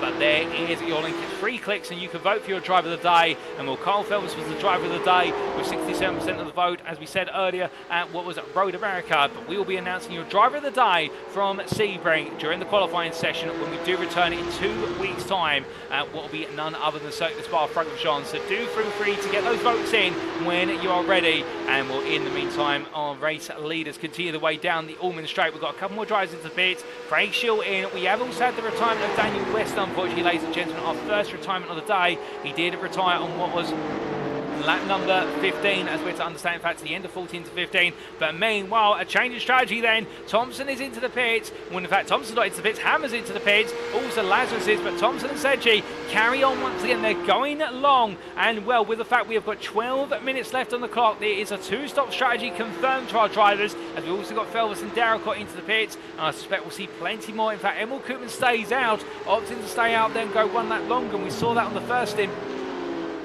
But now it is going to be go time for Thomsen and also for Sedgey. They'll need to treat this in-lap as if it's a qualifying lap in order to try and make the ground they need over Hammer and Lazarus. But meanwhile, speaking of Philipp Hammer and Kory Lazarus, well, Hammer leaves the pit lane, and as he does so, he leaves Kory Lazarus the best part of what is 2 seconds or so behind as a minimum, and well, in fact that gap is going to be what I believe is the best part of 3 seconds, and that I think is where Kory Lazarus did not take as much fuel in the first pit stop by comparison, and therefore he's had to take plenty more fuel this time. In fact, the stationary time between the two drives 2 seconds longer for the New Zealander compared to the German, and that is a big explanation of the story. They've got David Biggerdike between them, your silver class leader, who's yet to take his second stop, so he'll be moved gradually out the way come the end of the next lap, we do believe, when he comes into the pits. Meanwhile, Tim Darracott has got a face full of Matt Strand in front of him as they make their way on through Big Bend, albeit that's not for long as Strand steps aside there. I think respect to the fact that the two of them are in different races, but meanwhile Joe Duton comes out the pit lane, and well, P15 he re-emerges for the wrong stuff. The Luxembourgish driver, he is the leading silver driver who has taken their second pit stop ahead of Alistair Hatch, who's just left the pits, and Alistair Pollock and Owen Halliday, well, they're getting very close there as they make their way on through Sunset Bend. Pollock makes his way on around, having already made where's his second stop, lets the car run out wide. Me onto the pits comes Owen Halliday, so in the end Pollock will clear what's an old pointers driver as they are on different strategies. But as the Briton makes his way down towards turn number 1, in towards left-hander he goes. Will mean, well, speaking of drives coming from Sunset Bend, here's your race leader on track, and he's going to go another lap. Thomsen stays out again, so he's been able to extend this second stint by at least 2 laps compared to his rivals. And can the Danishman go even deeper than this with Sedgey behind, and Sedgey is falling away with the lap delta between the two of them being 3 tenths on that previous lap in favour of Thomsen. So Thomsen now open up the taps once again. Sedgey keeping him honest, but not quite able to match him. As we do take a quick breather there for some water, and our drivers push on, and I can imagine some of them will be burning quite a bit of sweat in the simulator rig today, given the amount of tension that they will be having out of circuit. Well, meanwhile, in the silver class, we do have coming down pit lane right now David Biggerdike and also Connor Craven just behind. And Craven, in fact, has really closed up that gap as of late. It must be noted, I think, on the last couple of laps, Craven, in fact, on that last lap, Craven took 2 seconds out of Biggerdike. Now, whether it was on pit entry as well, perhaps Biggerdike was conservative on pit entry, we'll have to wait to see, but how will they emerge out of the pit lane? Well, Craven leaves first, and Connor Craven is going to jump ahead of David Biggerdike on strategy here as they make their way down the pit lane exit. Paul Halliday's into the pits, and I think Joel Duton's going to be too far back to be involved in this, but Connor Craven has leapt his way into lead of the silver class. And with what is the best part of 9 minutes or so to go, plus that final lap, we've got a silver lead battle on here, and Biggerdike right now has got to try and respond, and Craven, I think, will do everything in his power now to be absolutely obstinate in making sure there's no way through for the championship leader, and this is Craven's opportunity to shine. But meanwhile, as we do look to Matt Strand, and we see it with Cole Felbers rejoining from very far away. I think Felbers taking a trip to the weeds at the hairpin. We'll try and get a replay of what happened there very shortly. We'll Strand up into P6, but yet to take his second stop of the day. Will mean, while we look back to Craven versus Biggerdike, and this battle, I think it's going to be one of the headlines now going into this final stint of racing. We ride on board and look back from the Olympus eastwards Vulcan driver looking over the rear wing, and as we do so, you see Biggerdike 4.5 tenths behind, but Craven has pulled an absolute wonder on strategy at 2.5 seconds less stationary time compared to Biggerdike, and that has been the difference, plus an in-lap that was 2 seconds faster in total. Meanwhile, to the pits, as I look at my content booth window, Patrik Thomsen and Daniel Sedgey for the gold lead, so we'll give you an update when we do see what is Philipp Hammer coming around and see how they all fit together. But right now, Craven just enshrining himself in this position, and I would imagine that will be Biggerdike who'll very shortly try to nip at his heels. But meanwhile, we look to Patrik Thomsen as he starts to leave the pit lane. And as he does so, Philipp Hammer is coming down pit lane row in terms of the fact they make their way through. There's Hammer, and Hammer's going to retake the lead of this race, but Thomsen meanwhile moves into P2. Daniel Sedgey goes into P3, and Kory Lazarus has dropped all the way to P4 in all of this, so it's not worked out on the second pit stop for the Blackout OPR driver. In the end, Hammer's made the strategy work. Thomsen's launched his way into P2, Sedgey snuck his way into P3, and Lazarus has not had the strategy be kind to him, and now he's got to do it the hard way if he wants to take the win winning this race, but even 5 seconds down on Hammer, and Hammer I think has been unleashed with a new fastest lap of the race on the previous lap set by the aforementioned race leader, a 2:02.20 to nearest 100th. Well, this could be all in, but meanwhile, speaking of going all in, that's David Big Ike on the inside of Conor Craven into turn 1, but a little bit of power oversteered as he tries to get it on through, and as they make the way on towards turn number 3, it's going to be Craven who gets back ahead, but Big Ike almost getting the job done, but it wasn't enough, and now Craven will know that his rival is there to try and attack time and time again. I think we're going to see plenty more of that before this race is over. But meanwhile, speaking of battles as well, Patrik Thomsen's got Daniel Sedgwick right behind him. Thomsen, in fact, has had a poor start to this lap. In fact, in the first half of the lap, he's lost the best part of what is 2.5 seconds to Hammer. A mistake somewhere, surely. And Thomsen right now is under huge pressure from both Sedgwick and Lazarus. In fact, we'll get a replay of the error as it occurred very shortly. But Lazarus right now is on the attack, looking to go onto the back of Sedgwick as they make the way on through Wes Le Mans, coming through 15 and 16, the Le Mans complex as it's known, as they come out of the right-hander.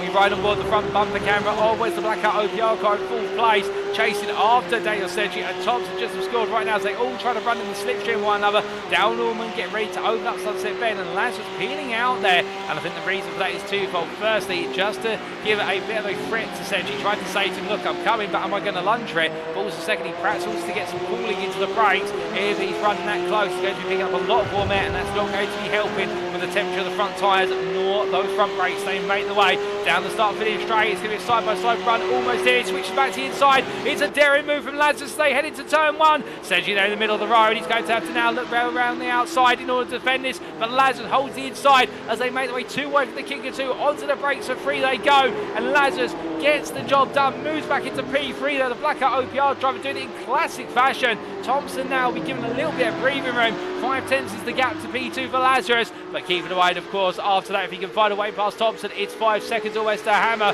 and Patrik Thomsen is not going to go down without a fight as they make the way up towards the hairpin once again. Sedgwick still there thinking about it, but not quite close enough as all 3 drivers come on through the slow speed corner. But meanwhile, as they make the way through the right-hander, we take a look back at what triggered all 3 of the beats together, and Patrik Thomsen in particular losing race leader Philipp Hammer, and here is the replay. And well, this is making the way down towards what's turn number 7, and it will be under braking. We kept losing Patrik Thomsen there due to connectivity issues, it would seem.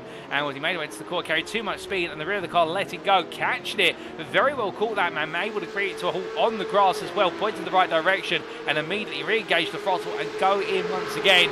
And well, the Danishman there definitely showed that he's not just about going fast over a single lap, but also he's able to catch the car when it all goes wrong, quite simply indeed.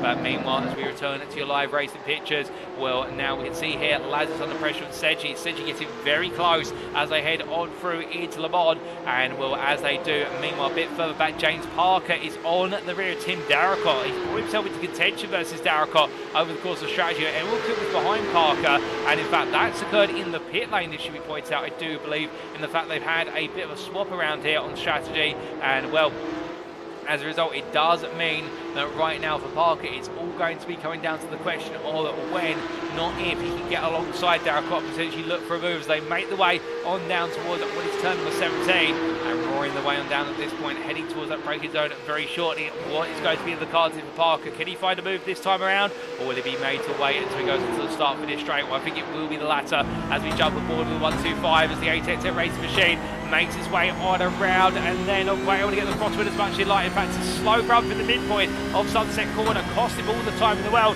He's in the tow once again at Darracott. He will close up gradually. I think Parker would have liked a little bit more speed there on corner exit to be able to attack into one, and therefore he's going to have to wait as it's going to be Darracott goes very deep down the XL1, brings the car back together. That's going to cost him the best part of 2 attempts, and Parker thinks about it into turn 3, but he's not quite close enough to try and make a lunge from that far back, and in the end the Brits having to sit by his fellow countrymen as they head in towards turn number 5 with time ticking away. Only 2 minutes plus the final lap left. We'll have this lap plus 1 more to wrap up your race proceedings today, ladies and gentlemen. 22 laps are on the cards, and with that, of course, is always the big question: have our drivers got enough fuel to make it to the end of the race unscathed on fuel capacity after what is this final stint? We'll have to say. It might be on the mind of 1 or 2. The fuel gauge might be looking a little bit ominous, but right now Parker is only looking one way in this ominous lead towards Tim Darracott to try and take him on for the 6th place spot on the Gold Class and overall finishing positions as they make the way on down towards what is Cunningham Corner.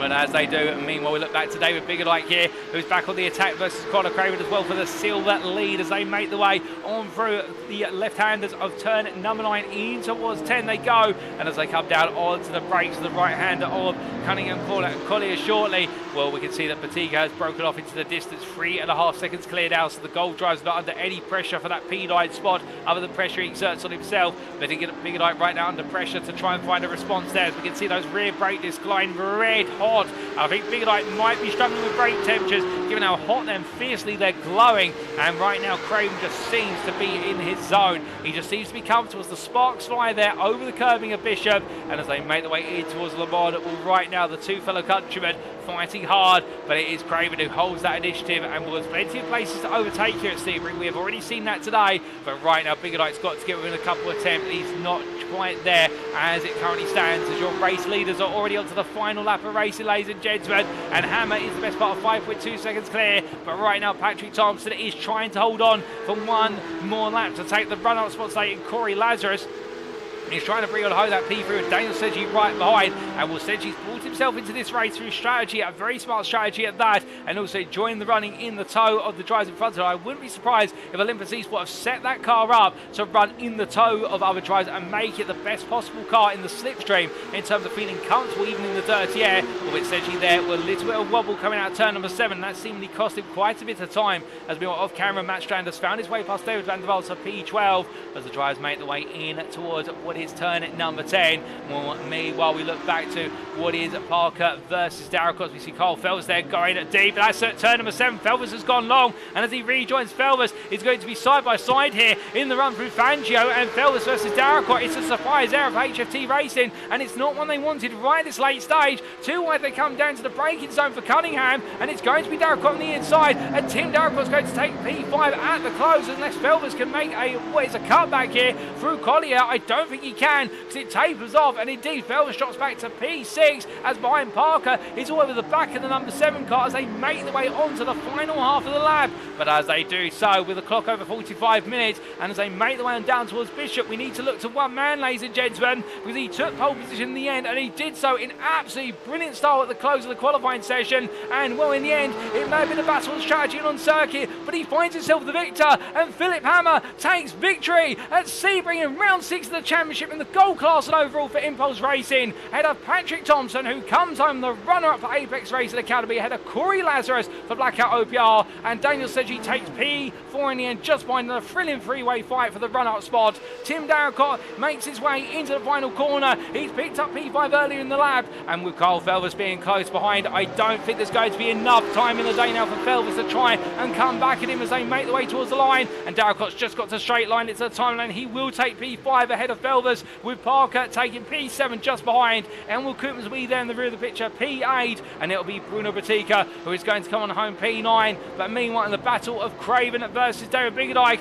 well, it has been David Biggerdike who's dominated recently, but Conor Craven returns to the top step of the silver podium with the win at Sebring, P10 overall, and your winner in the silver class for Olympus Esports Vulcan. Run-up is David Biggerdike in the silver class, P11, best the rest overall, the privateer. He won't be too upset about that, with Matt Strand P12, and then Joel Dutton is going to make it another podium this season with P3 in the silver class. He's flashing the lights, he knows he's happy with that, and the wrong stuff will be jumping up and down in joy for his P13, and Luxembourgish driver will be followed up by David van der Waals, and then it will be fourth place finish in the silver class, Alistair Hatcher in the rear of the picture for ATEC Racing Cyan, with Sean Dobie coming on through to complete the silver top 5, and the ATEC Racing outfit once again having a brilliant set of results today to continue their team's championship lead. Their consistency is unmatchable, it would seem, with Paul Halliday coming to the line. It's been a difficult day for the Null Pointers, and for the Briton, P17 in the end was all he could get out of today, but Sebring not being kind to the 29, and Craig Schill in the rear of the picture there, P18 at the finish for ATEC Racing Cyan, ahead of Alistair Pollock, who'll be your last finisher on the lead lap. Low on fuel as well, takes P19, being passed by Craig Schill on the run to the checker flag, and a fuel miscalculation there perhaps, with Owen Halliday being your last place finisher, P20 a lap down, and having already taken his checker flag. But what a race, ladies and gentlemen, no doubt about it. And well, for Kory Lazarus, I think he's going to be taking a look back at today and realising that whilst he had the pace, he was beaten on strategy by Hammer and also Patrik Thomsen, and couldn't quite make the return to P2 to that he will alight, but still, we have definitely seen three very different styles of driving from Hammer, Thomsen and Lazarus today. And don't also forget Daniel Sedgey, who got himself right to the fight, and Daniel Sedgey for Olympus Esports, keeping himself in the hunt as well. And that's what we love to see, a very healthy battle for the championship title in the gold class. And in the silver class, the back and forth between Conor Craven and David Biggerdike has taken a new turn, with Craven finally landing another win, and in fact, been the only silver driver this season to take the endurance race win so far, where David Biggerdike has taken all the wins in the heat and feature combination rounds. Well, with that, ladies and gentlemen, as all of our drivers come into the pits, let's take a look at those race results subject to any stewards' inquiries, and here they are. So after a thrilling 45 minutes of racing at the Sebring International Raceway in round 6 of 12 in the UKSimRacing Porsche Cup Season 10, brought to you on iRacing, Philipp Hammer, your winner for Impulse Racing by 5.5 seconds over Apex Racing Academy's Patrik Thomsen. Kory Lazarus close behind in P3 there for Blackout OPR by what was half a second in to round off the overall gold podium, with Daniel Sedgey unfortunate to miss out on a podium finish today, but the Olympus Esports Titan driver and his team will be proud that they made it work on strategy and kept him well within the hunt for the podium all the way through. Tim Darracott sneaking away with P5 in for Effect Simulations ahead of HFT Races Carl Felbers, with that late error into turn number 7 cost him dear on the final lap of today, with James Parker just behind P7 for ATEC Racing, and another solid drive there for the 125 driver. And finishing ahead of the number 911 from Effect Simulations of Emil Koopmans, who took P8.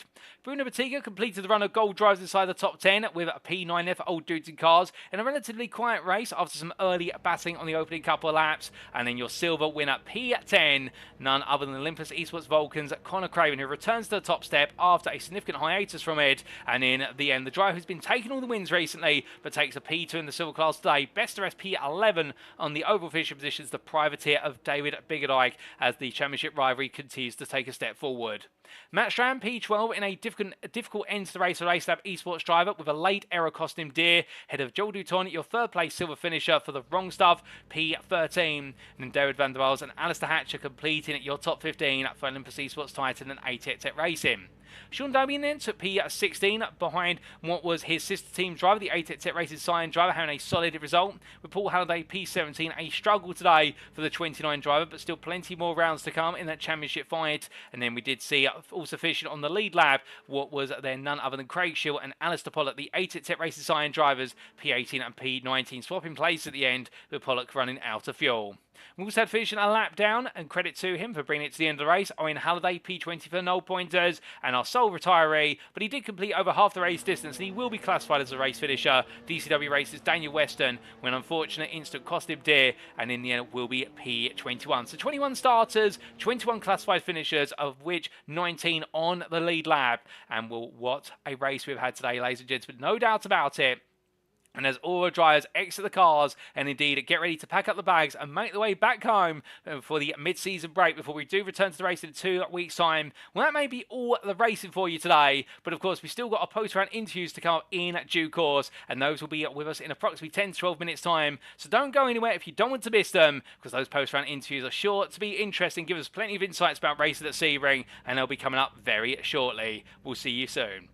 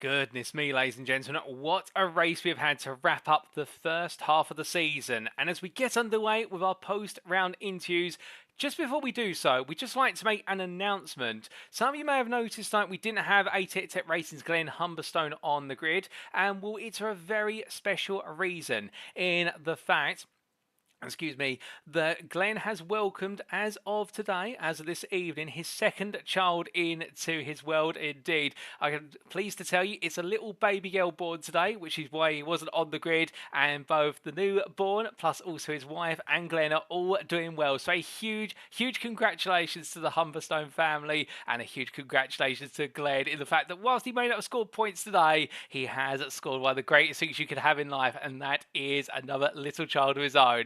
And we hope to hear more from Glenn and see him on the grid in the future. But Glenn, if you are listening right now, from all of us here at UKSimRacing, indeed the whole grid of the UKSimRacing at Porsche Cup Season 10, congratulations to you and the family on the arrival of your second little baby girl. But with that, ladies and gentlemen, we come on to what is our post-round interviews, and we're going to be hearing from our two silver stars from today. And let's jump straight in. We're going to be hearing from our race winner, Connor Craven for Olympus Esports, and then we're going to be coming to the privateer of David Biggerdike. But as he does join me now in the interview room, good evening to you, Connor, and what a way to bounce back. It's been a challenging season so far after the fantastic start to your season at VIR, but at long last you found a way to bounce back, and you seem to find a way to do so in these endurance races. Yeah, last round was definitely one to forget. I'm quite glad to bounce back nicely on this one. It was a bit of a roller coaster of an event. I really thought I threw it in the first stint, so yeah, I don't know where to begin on that one. It's just a bit wild. Well, with regards to in terms of throwing things away, one thing you definitely didn't throw away was your attempt at a strong lap in qualifying, it must be said. And well, as we take a look back at some of the race footage, just from a qualifying perspective, it looked very close between yourself, Alistair Pollock, and also what was, none other than David Biggerdike for pole position. But in the end, it was a P3 in class for yourself. Yeah, it's that typical what could have been, because it was very close. It was within a tenth between me and Biggerdike, and then I refueled, went for another one, tapped the grass out of turn one ever so slightly, and that just invalidated the lap. So I thought, we'll keep going and see what pace we've got. And yeah, it would have been another tenth and put me on pole, but I suppose track limits are track limits. But yeah, it gave me a bit of confidence that I had the pace, so it was nice to know that. Oh, 100%. And with the qualifying session, of course, being your more traditional open qualifying session rather than the closed format, 20 minutes out there, it seems like a long time. But from your perspective, does it feel that long, given the fact the Sebring lap around here is just over 2 minutes in length? Yeah, I just kind of remember that because I did a bit of a qualifying setup at Zolder, and I gave myself one lap because of the time restraints and bottled it and started from the back of the grid. And I did the same setup this time, and like I said, I was 1/10 off Bigger Dyke, and I thought, hang on, I've got another 10 minutes yet, so just calm down, reset the car, and go again. So it's nice to have that extra time. Well, having the extra time's always helpful, and in the end, like you say, only being slender margins separating yourself, what was Pollock, and also Bigger Light for that pole position. But of course, qualifying over a 45-minute race is only one part of the story. And when we did go green flag racing, we did see you have a relatively good start, but it looked as though your focus was always on perhaps the bigger picture. I'd love to say I had a plan, but really, I got a bit hot-headed and just thought I'm going to go flat out for the whole 45 minutes. The start may have looked good on stream, I don't know, but I spun the wheels up towards the end of the final stage, so that dropped me a place, and then I got caught in the aftermath of David's unfortunate accident. So it was just a case of trying to keep David in my sights, but to do that I was having to drive flat out. The guys came in for the first pit stop, and my dash was telling me that I had the exact fuel to do another lap, so I thought we'll keep it out and do one more lap. And as soon as I crossed the line, I realised I wasn't going to, so I had to really fuel save whilst David was in the pits, and I basically lost 3 seconds on the delta and ran out of fuel just before sunset. So I limped it around sunset, limped it for the pits, and once I'd fueled up and gotten back out the pits, I'd realised I'd lost 5 seconds to David and we're back up to 8-second gap. So I didn't really have the option to save tyres or fuel again. I just had to go for it and try and close that gap. Well, indeed, going into the second stint and needed to go for it as we look back to you attempting to move on what was Joel Dutton from the wrong stuff on the opening stint. I have to ask, with regards to this Sebring circuit, the fact that you do have with 45 minutes on a single set of tyres, and also this is one of those circuits that in the daytime is changing enough, but in the night time even more so. Brake markers are not as visible, and you've always got those rough bumps in the roads. How do you balance attacking the circuit and going all in versus not making an error and spinning the car out, which is so easy to do? The nice thing, which definitely gave me an advantage, I think, was a few weeks ago I did the Sebring 12 hours with the team. That was in an LMP2 car, which is obviously quite as harsh on the brakes and traction, so I kind of had a little bit of knowledge coming into it, which may have gave me the edge in the end, because as David Biggerdyke said, it was his first time to the circuit, so maybe that just tipped me over the edge and helped me that bit, so I wasn't coming into it blind. Well, coming in with that experience as well, I can imagine how it helped you and gave you a slight edge. And as we saw the second stint push on, we did see you start to reel in David quite significantly, particularly towards the end of the stint. That gap came down from what was 11 seconds at the start to 7 seconds. And on your in-lap, you gained the best part of 2.5 seconds. That was a magical lap. Yeah, like I said, I just had to leave it all on the table. I'd be lying if I said I wasn't on the edge. I think David, with his strategy, was trying to save fuel. It's the difficult thing to tell with these P-Cups is you don't know anyone's true pace because you don't know whether they're fuel saving, tyre saving or what.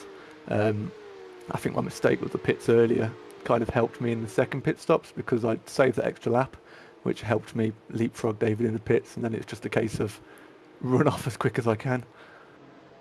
Well, that's absolutely fair. And speaking of a leapfrog moment, I mean, we got to see it on stream. It was a brilliant moment to see you launch your way back into lead. Could you quite believe it when you made it happen? No, not at all. Once I sort of messed up the first time and saw that 8-second gap, I thought this is it, this is over. I'm a bit of a pessimist in that way. And then coming into the pits, I had my iRacing margin on a full lap, and I thought, nah, we'll back that down to 0.2. We'll have faith, and that proved to be a good point. So I think it would have been a different story if I hadn't have very last second changed that margin. Well, we always like to say that races come down to fine margins, and your Wednesday definitely came down to fine margins. But at the same time, on that final stint, we saw that the current championship leader and your main rival wasn't going to give in without a fight, and he looked to be hounding you lap after lap in those closing 10 minutes. I mean, you played the game of being the cat for the first 30 minutes, but now you are the mouse. How did it feel to have your rival right behind you? It was a weird one. I like I said, it's difficult to know when people are fuel saving. So as far as I knew, I had the pace on David, obviously from closing that 8-second gap before. So being in front of him, I knew I had the pace to sort of stay there. And throughout the lap, it did sort of stay at that 0.7 gap until you get to sunset. And David was so quick through sunset, I wasn't sure what he was doing that I wasn't. So it just came to the point where he was close enough. I just had to sit it on the inside line and make sure he couldn't come to the inside of me. And I think David just had an unfortunate moment into one of the corners, which gave me a lot of breathing room. And from that point, it's just bring it home. Well, bringing it home, indeed you did so. And coming to the line, I mean, there's been a drought of wins for yourself. It really has been in the heat and feature combinations. The David Biggerdike show in terms of taking win after win, but finally back at the top step. I can only imagine you're quite ecstatic as you cross that line. Yeah, very much so. I set the bar high for myself at VIR. Zolder again, whilst behind David, I was showing I had the pace and I was catching David, and then Rhodes America just absolutely reset all that, and I had such a bad race, it really put me on the back foot, and I had to sort of come into this, like I said, as a pessimist, and I wasn't expecting the best, so it was a nice confidence booster. Well, with the win today and provisionally the championship standings being updated, it does mean you go from being 15 points behind to now what is 11 points behind, and we head into the mid-season break. It might sound like a sizable gap, but given how quickly it can be brought on down, you spoke a little bit about what was the rounds that we've had previously and the difficulties, particularly at Zolder and also at Road America, but how are you feeling for the second half of the season? It's 50-50 whilst I believe it's Spa next, whilst that's a circuit that I imagine would be quite nice in this car, and I know the circuit quite well. Unfortunately, everyone else also knows the circuit quite well. So it's quite a fast circuit as well, so I like to think I'm quite quick in the technical bits, and I'm not sure Spa really has that as much. And then Mugello after that will be a nice one because it's a new track to a lot of people. So that's one I'll be putting the time into, I think. I see. Well, the familiarity of Spa and then the newness of Mugello, we'll have to wait and see how that combination plays out for yourself, indeed everybody on the grid. But it's definitely going to be fascinating to see how it turns in your battle with Biggerdike all the way through to the end. And, well, what are you going to be up to on the mid-season break? Are there any special events you're competing on iRacing, or will you be putting your feet up and just getting some light practice in? No, I'll be practicing for the Nürburgring 24 with the team, with David Van der Waals and I and a couple of other team members are running the Nurbs in the Porsche Cup, so might give us some nice experience in the car. Well, Connor, we wish yourself and all at the team at Olympus Esports the best luck in the Nürburgring 24 official event that's coming up in the near future. And just before we do let you go, we have to ask, of course, as always, is there anybody you'd like to give a shout out or a thank you to live on the broadcast tonight? Yeah, of course, as it goes with every event, yourself and the UKSR team, you run a great event. The Olympus team and the sponsors for the support that they give me for every race. And I know my mum and dad are watching, as they do every week, because they're my #1 supporters. So, hi, mum and dad. Yeah, thank you. Well, it's glad to hear that you've got the support of all the team and also your mum and dad at home, and well to Mr. and Mrs. Craven Senior. If you're tuning in right now, glad to have you with us, and glad to have you particularly with us, Connor. Congratulations today on a fantastic drive to a silver class victory. It may have been improvised as they go, but then again, all the best victories normally are, and a deserved one to move you back into that championship fight.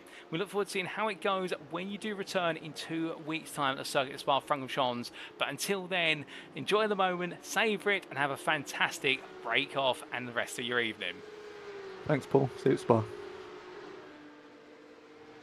So hearing it there from your silver class winner from Olympus Esports Vulcan, Connor Craven in the 1-2-3. And what a performance today. And talking initially about qualifying, feeling as though in qualifying it was always going to be close, but not quite able to make up the deficit. But then turning his head to the race immediately. And talking about that race start, we made some early ground, but wheel spin in the second phase of the launch cost him dear and losing him a place. But even as we look back at the replay footage on the opening stint, and well, this replay footage only the best part of 5 laps in, already making a stride finds that progress and chasing down his target, that being of course David Biggerdike. And we saw that over the race, albeit feeling as though it all went wrong in the first stint into the second stint, the strategic transition, but then making up the gap in that second stint by just absolutely hustling around Sebring. And what he said there, he won't lie, that he did absolutely rag the car around the circuit and pushed himself to the limit, but in doing so the risk was worth the reward, and that reward was leaping ahead on strategy come the second pit stop and leading to the finish despite the pressure of his championship rival in the final 10 minutes.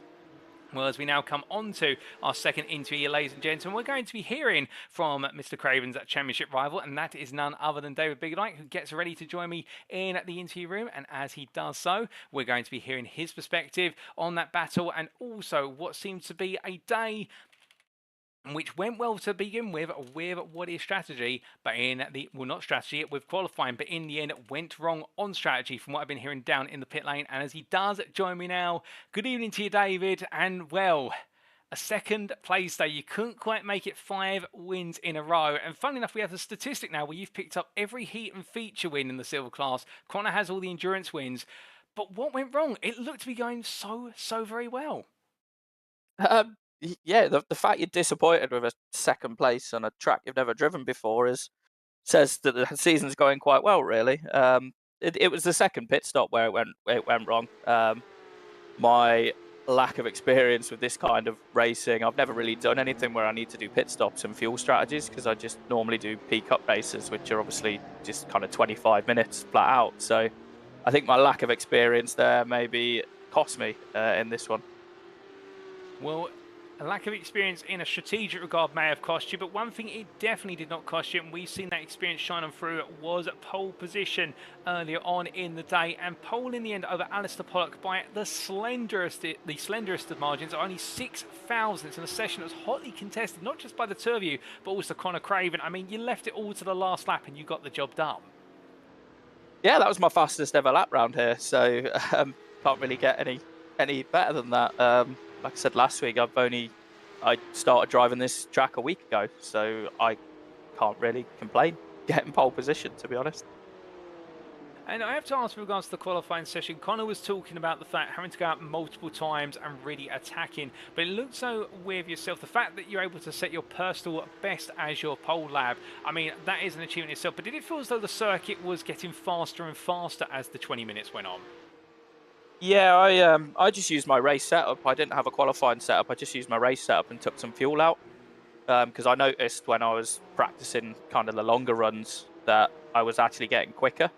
So I just thought I'd fuel it up for kind of 3 hot laps and go on that. And I think it was my second hot lap on my last stint where I still had a fair amount of fuel in the car, where I actually managed to set that lap time. So that kind of worked in my favour, just staying out and building that momentum over the stint. Oh, indeed. And with that momentum and that pole lap going into the race, we saw a good start for yourself, albeit not without some battling with Alistair Pollock in the opening lap. But in the end, one thing seemed to be certain, and that was your grasp on the lead of the silver class race. Just take us through that open lap from your perspective, because it looked as though it was a question of, do I defend or do I just simply let it go? Yeah, it was. There was an incident, I think, in the middle of the gold grid, which I managed to avoid. Obviously, the kind of turns, kind of 1 to 3 here, are very narrow.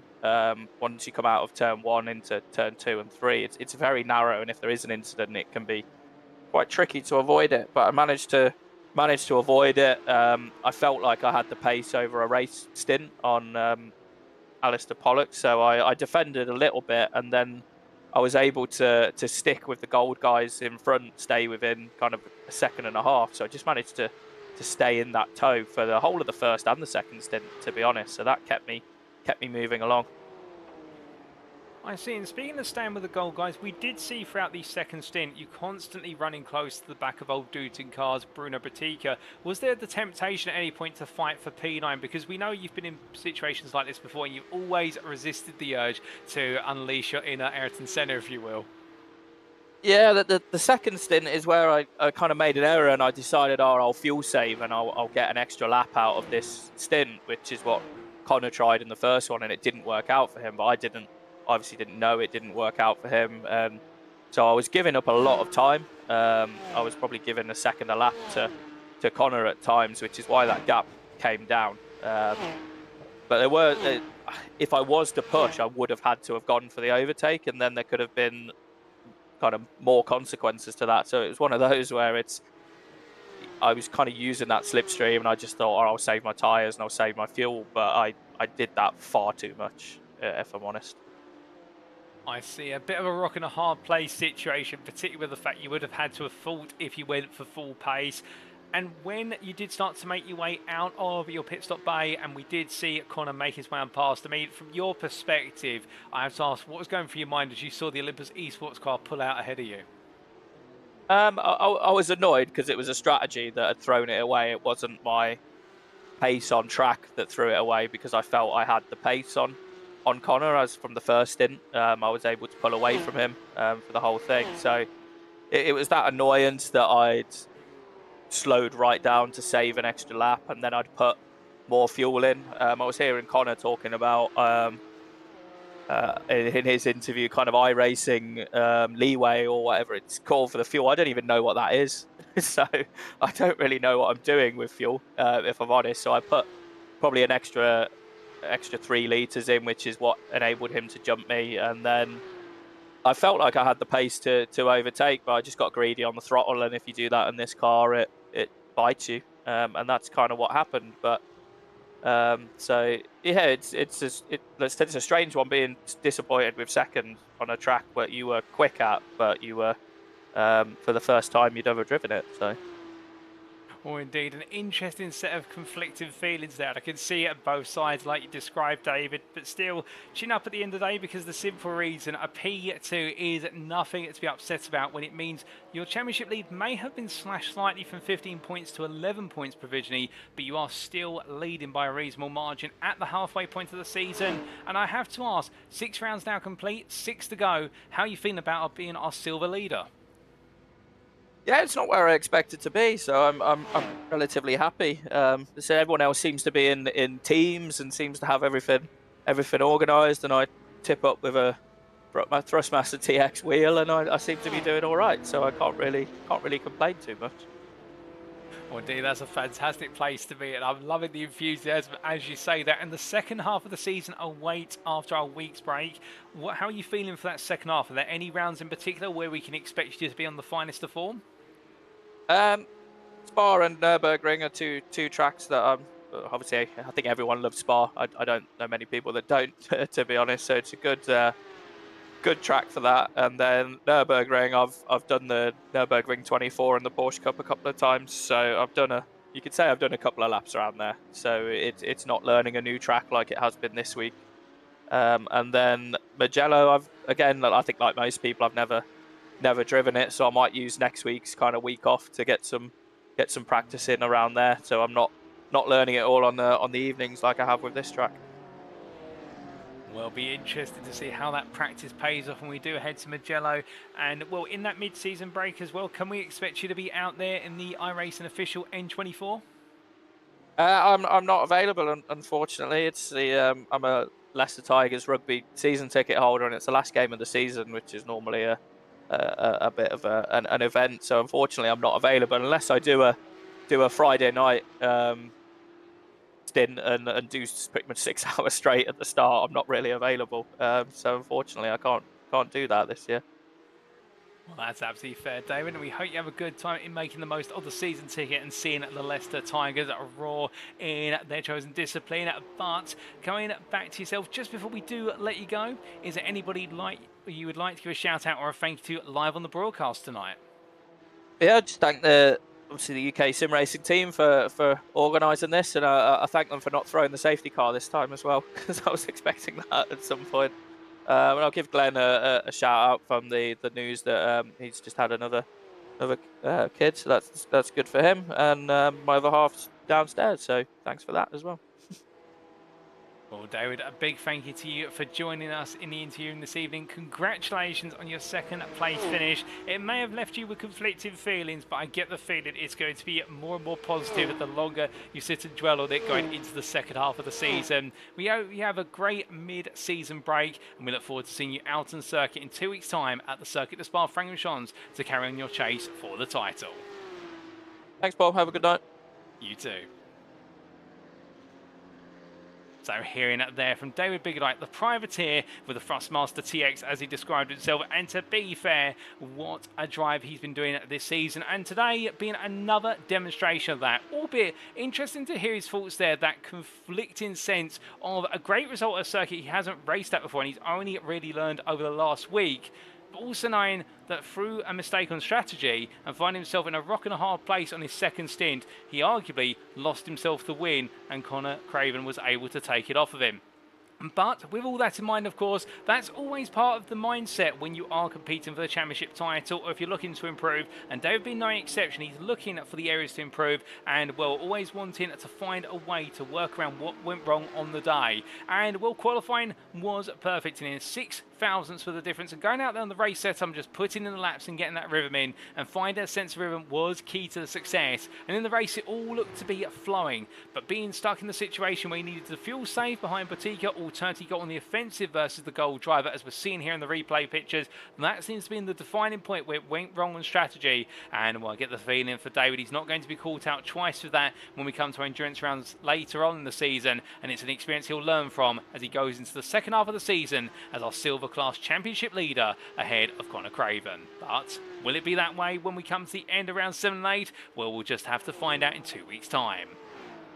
Now, we did say earlier, ladies and gentlemen, we've only got 2 interviews today, but in fact, we do have the pleasure of a third and final interview for tonight, and it's going to be none other than David van der Waals, who gets ready to join me in the interview room, and we're going to be hearing the story of the Olympus Esports Titans driver. It's had a mixed feelings today, I think, with regards to Sebring, and it all went wrong in what was the first lap.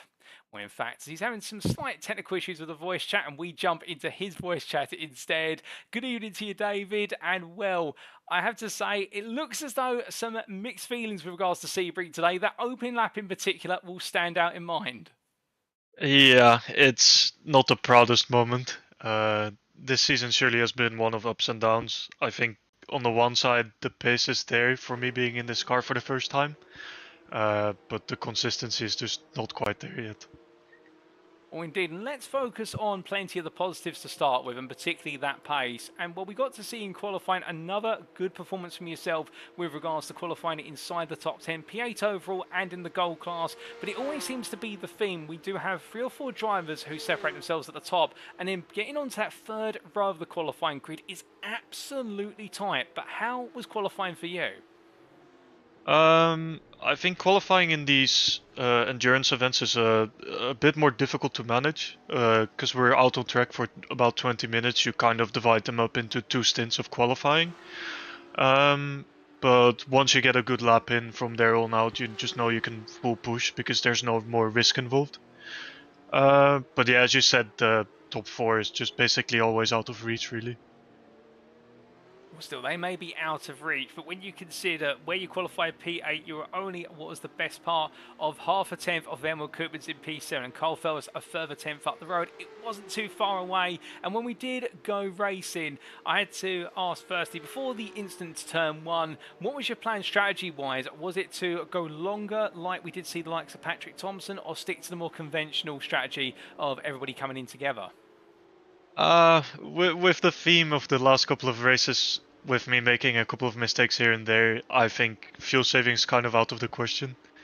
The main strategy heading into these races is just to survive and see where I can pick up positions and defend myself from the fast guys behind. I guess this race, it didn't really pan out the way I wanted to, but there's always the next race, right? All very true, but at this point we do have to ask the question of what happened to yourself for turns 3 through to 5 on the open lap. It looked as though the car just became unsettled, and well, thankfully in some respects, but also unfortunately in other respects, there were a couple of rivals around to help steer you straight. I think the start is something I'm very good at, like getting off the grid. I just put myself in an unlucky position through turn 1 to go around the outside. Perhaps I should have been more aggressive on the inside. And then coming into turn 3 on the outside, there was just zero grip. I got a little bit trigger happy on the throttle, and next thing I knew, I was facing the wrong way. Well, it was very unfortunate, but once you got yourself turned around, you started to charge your way back through the silver class drivers, but it looked as though there it was more and more about just trying to keep the car A, on the road, and also B, trying to fight your way through some silver drivers who weren't always obliging. I think these races are kind of set up in the sense that you're having to make 2 pit stops. And once you find yourself with a meatball flag on lap 1, you know that you need to pit within 3 laps of that. But pitting on lap 4 kind of brings into play this free pit stop race, which you obviously want to avoid because having a third pit stop would just be a catastrophe to your race. So it was kind of a mixture of really hard fuel saving and trying to get past silver drivers, and then hoping some gold drivers make mistakes so that you can pick up their spots, which unfortunately for me didn't happen today, but obviously hats off to them for their consistency. Oh, indeed. And whilst you tried to make the most out of the race, like you say, it wasn't to be today. And in the end, P14 overall, P11 in the class. And that brings to a close your first half of the season. And coming back to your point earlier about really being your first experience in the Porsche Cup 9 and 2 car this season. I mean, we're 6 rounds in now and provisionally in the championship standings. I do believe tonight's result is going to place you in what would be, excuse me, it put you into what would be P8 or P9, doing some quick rough estimation. So you're inside the top 10, a very lively top 10 in the championship as well, and we still got 6 rounds to go. Is that where you expect it to be at this point of the season? I think it's honestly higher up than I expected to be, with the overall field in gold being so strong. Coming into the first race, I was on pace with the top guys in silver. But all my lovely teammates at Olympus have just really helped me try to get an understanding of this car. I come from 2 years of driving high downforce cars such as the GTPs, and so driving this car feels very frustrating, but it's a whole another skill set which will always come in handy in the long term. Oh, indeed. The sky's the limit when it comes to enhancing your skill, and getting used to the race of the Porsche Cup car is no exception.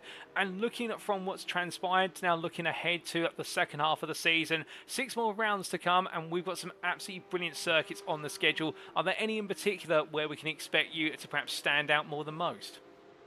I think I'd be happy being where I was in qualifying, so around P8, P6 maybe, as like the top spot for me personally. Obviously, I'm hoping for some more chaos in some of the sprint races, but I'm personally looking forward a lot to Spa, because in GTPs it used to be one of my stronger tracks, so I hope that transfers over to P-Cup a little bit as well.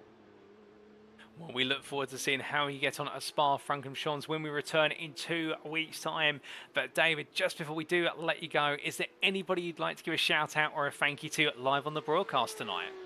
So first of all, UKSR for setting up this wonderful league and giving everyone the opportunity to race. Second of all, to you yourself. The commentary is always lovely to watch and listen to, and it still amazes me how much screen time we're always getting with the results that we're putting in. You do a good job of highlighting everyone as much as possible.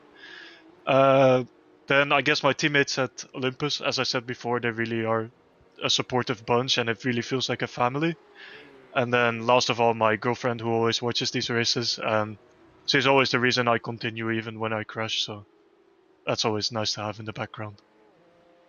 Well, indeed, it's always nice to have the support of those close to you, no doubt about it, whether it's your girlfriend or Olympus Esports. And David, it has been a pleasure to have you join me in the interview room this evening. It may not have quite worked out today, but still plenty more rounds to come, and it's great to see you enjoying it out there on the grid round after round this season. We look forward to seeing you back on the grid at Spa-Francorchamps 2 weeks from now, but until then, have a fantastic rest of your evening and a great mid-season break.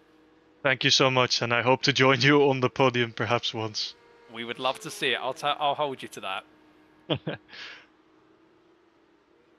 Well, there you go, ladies and gentlemen. He set himself a target, has David van der Waals, which is to one day be on the podium. And, well, the Olympus Esports Titan driver, I reckon he can do it. In the fact, he showed, as he mentioned himself, great pace at VIR in the season opener. It hasn't quite been there in the last few combination rounds. And, well, to be fair, all part of that learning experience of really his first time in the Porsche Cup 992 car, having raced in GTPs for an extensive period of time, and indeed other types of what is closed wheel machinery. But still, that's the experience he's brought into this league, and he's learning as he goes. And today, qualifying was another reliable performance from David, in the fact taking P8 overall in class. Wasn't quite able to make his way onto the third row of the grid, but came close. But in the race itself, it all went wrong too early on with what was a car damage flag, or the meatball flag as it's known, the orange and black flag on the open lap after that collision through turns 3 through to 5, and in the end really scuppering any chance he had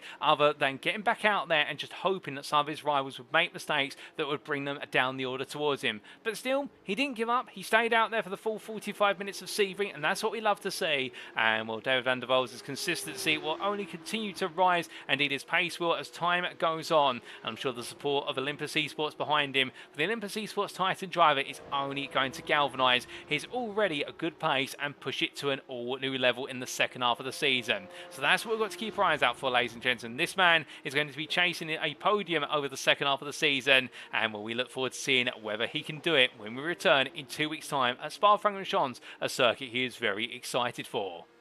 But with that, that concludes our interviews for today, and you've heard from our 3 drivers who volunteered their time, and thank you to all 3 of them. To give you a recap, of course, we heard firstly from your silver class winner today from Olympus Esports Vulcan, and that was none other than Connor Craven. And thank you to Connor for joining us in the interview room and telling us his experiences, albeit he had to go quite quickly as I understand it, but still at the same time giving us the insights there of how it all went a bit wrong with strategy early on, only to then come back together in the second half of the race. For the man who had it all go right at the start of the race, indeed in qualifying, but had it go wrong in the second stint of the race into strategy, and that was none other than David Biggerdike, and the 2 opposite sides of the coin there in terms of strategies for the 2 silver drivers, within the end David coming home in second place in the class. But let's not forget, we also had an interview of our gold class driver who you just heard from, and that was number 32 driver of David van der Waals for Olympus Esports Titan, P8 on the grid overall and also in class in qualifying, but in an early error cost him dear, finishing P11 in the gold class, P14 overall,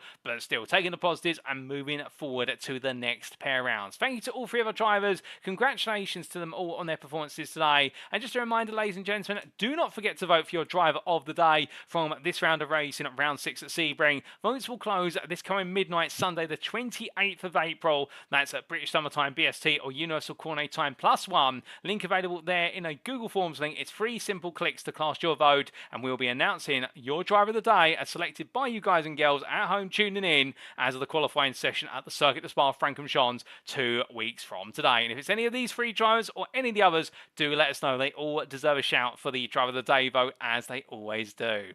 But with that, ladies and gentlemen, it is now time for us to wrap up. Thank you very much for watching, and if you have enjoyed today's show, and perhaps you're sat there right now wanting to be on the grid for what is a future instance of the UKSimRacing Porsche Cup, or perhaps you want to join us on the grid for the second half of the season, as you are more than welcome to. We pro-rata the rate down for joining in order to compensate for that you missed half of the season. Well, for all that and plenty more details about the UKSimRacing community, we do recommend you firstly head to our website, and that's uksimracing.co.uk. You saw it earlier on in the broadcast today. But if you don't want to necessarily go to our website, and perhaps you don't want to join us on our Discord right now, perhaps you're a little bit shy, or perhaps you're more of a social media person, well, you can follow us on Twitter, and that's at twitter.com/UKSimRacing_. We can stay up to date with all the latest announcements regarding our ongoing upcoming series, and also what is our ongoing broadcast of those series, plus also the trials and tribulations of the official UKSimRacing esports teams.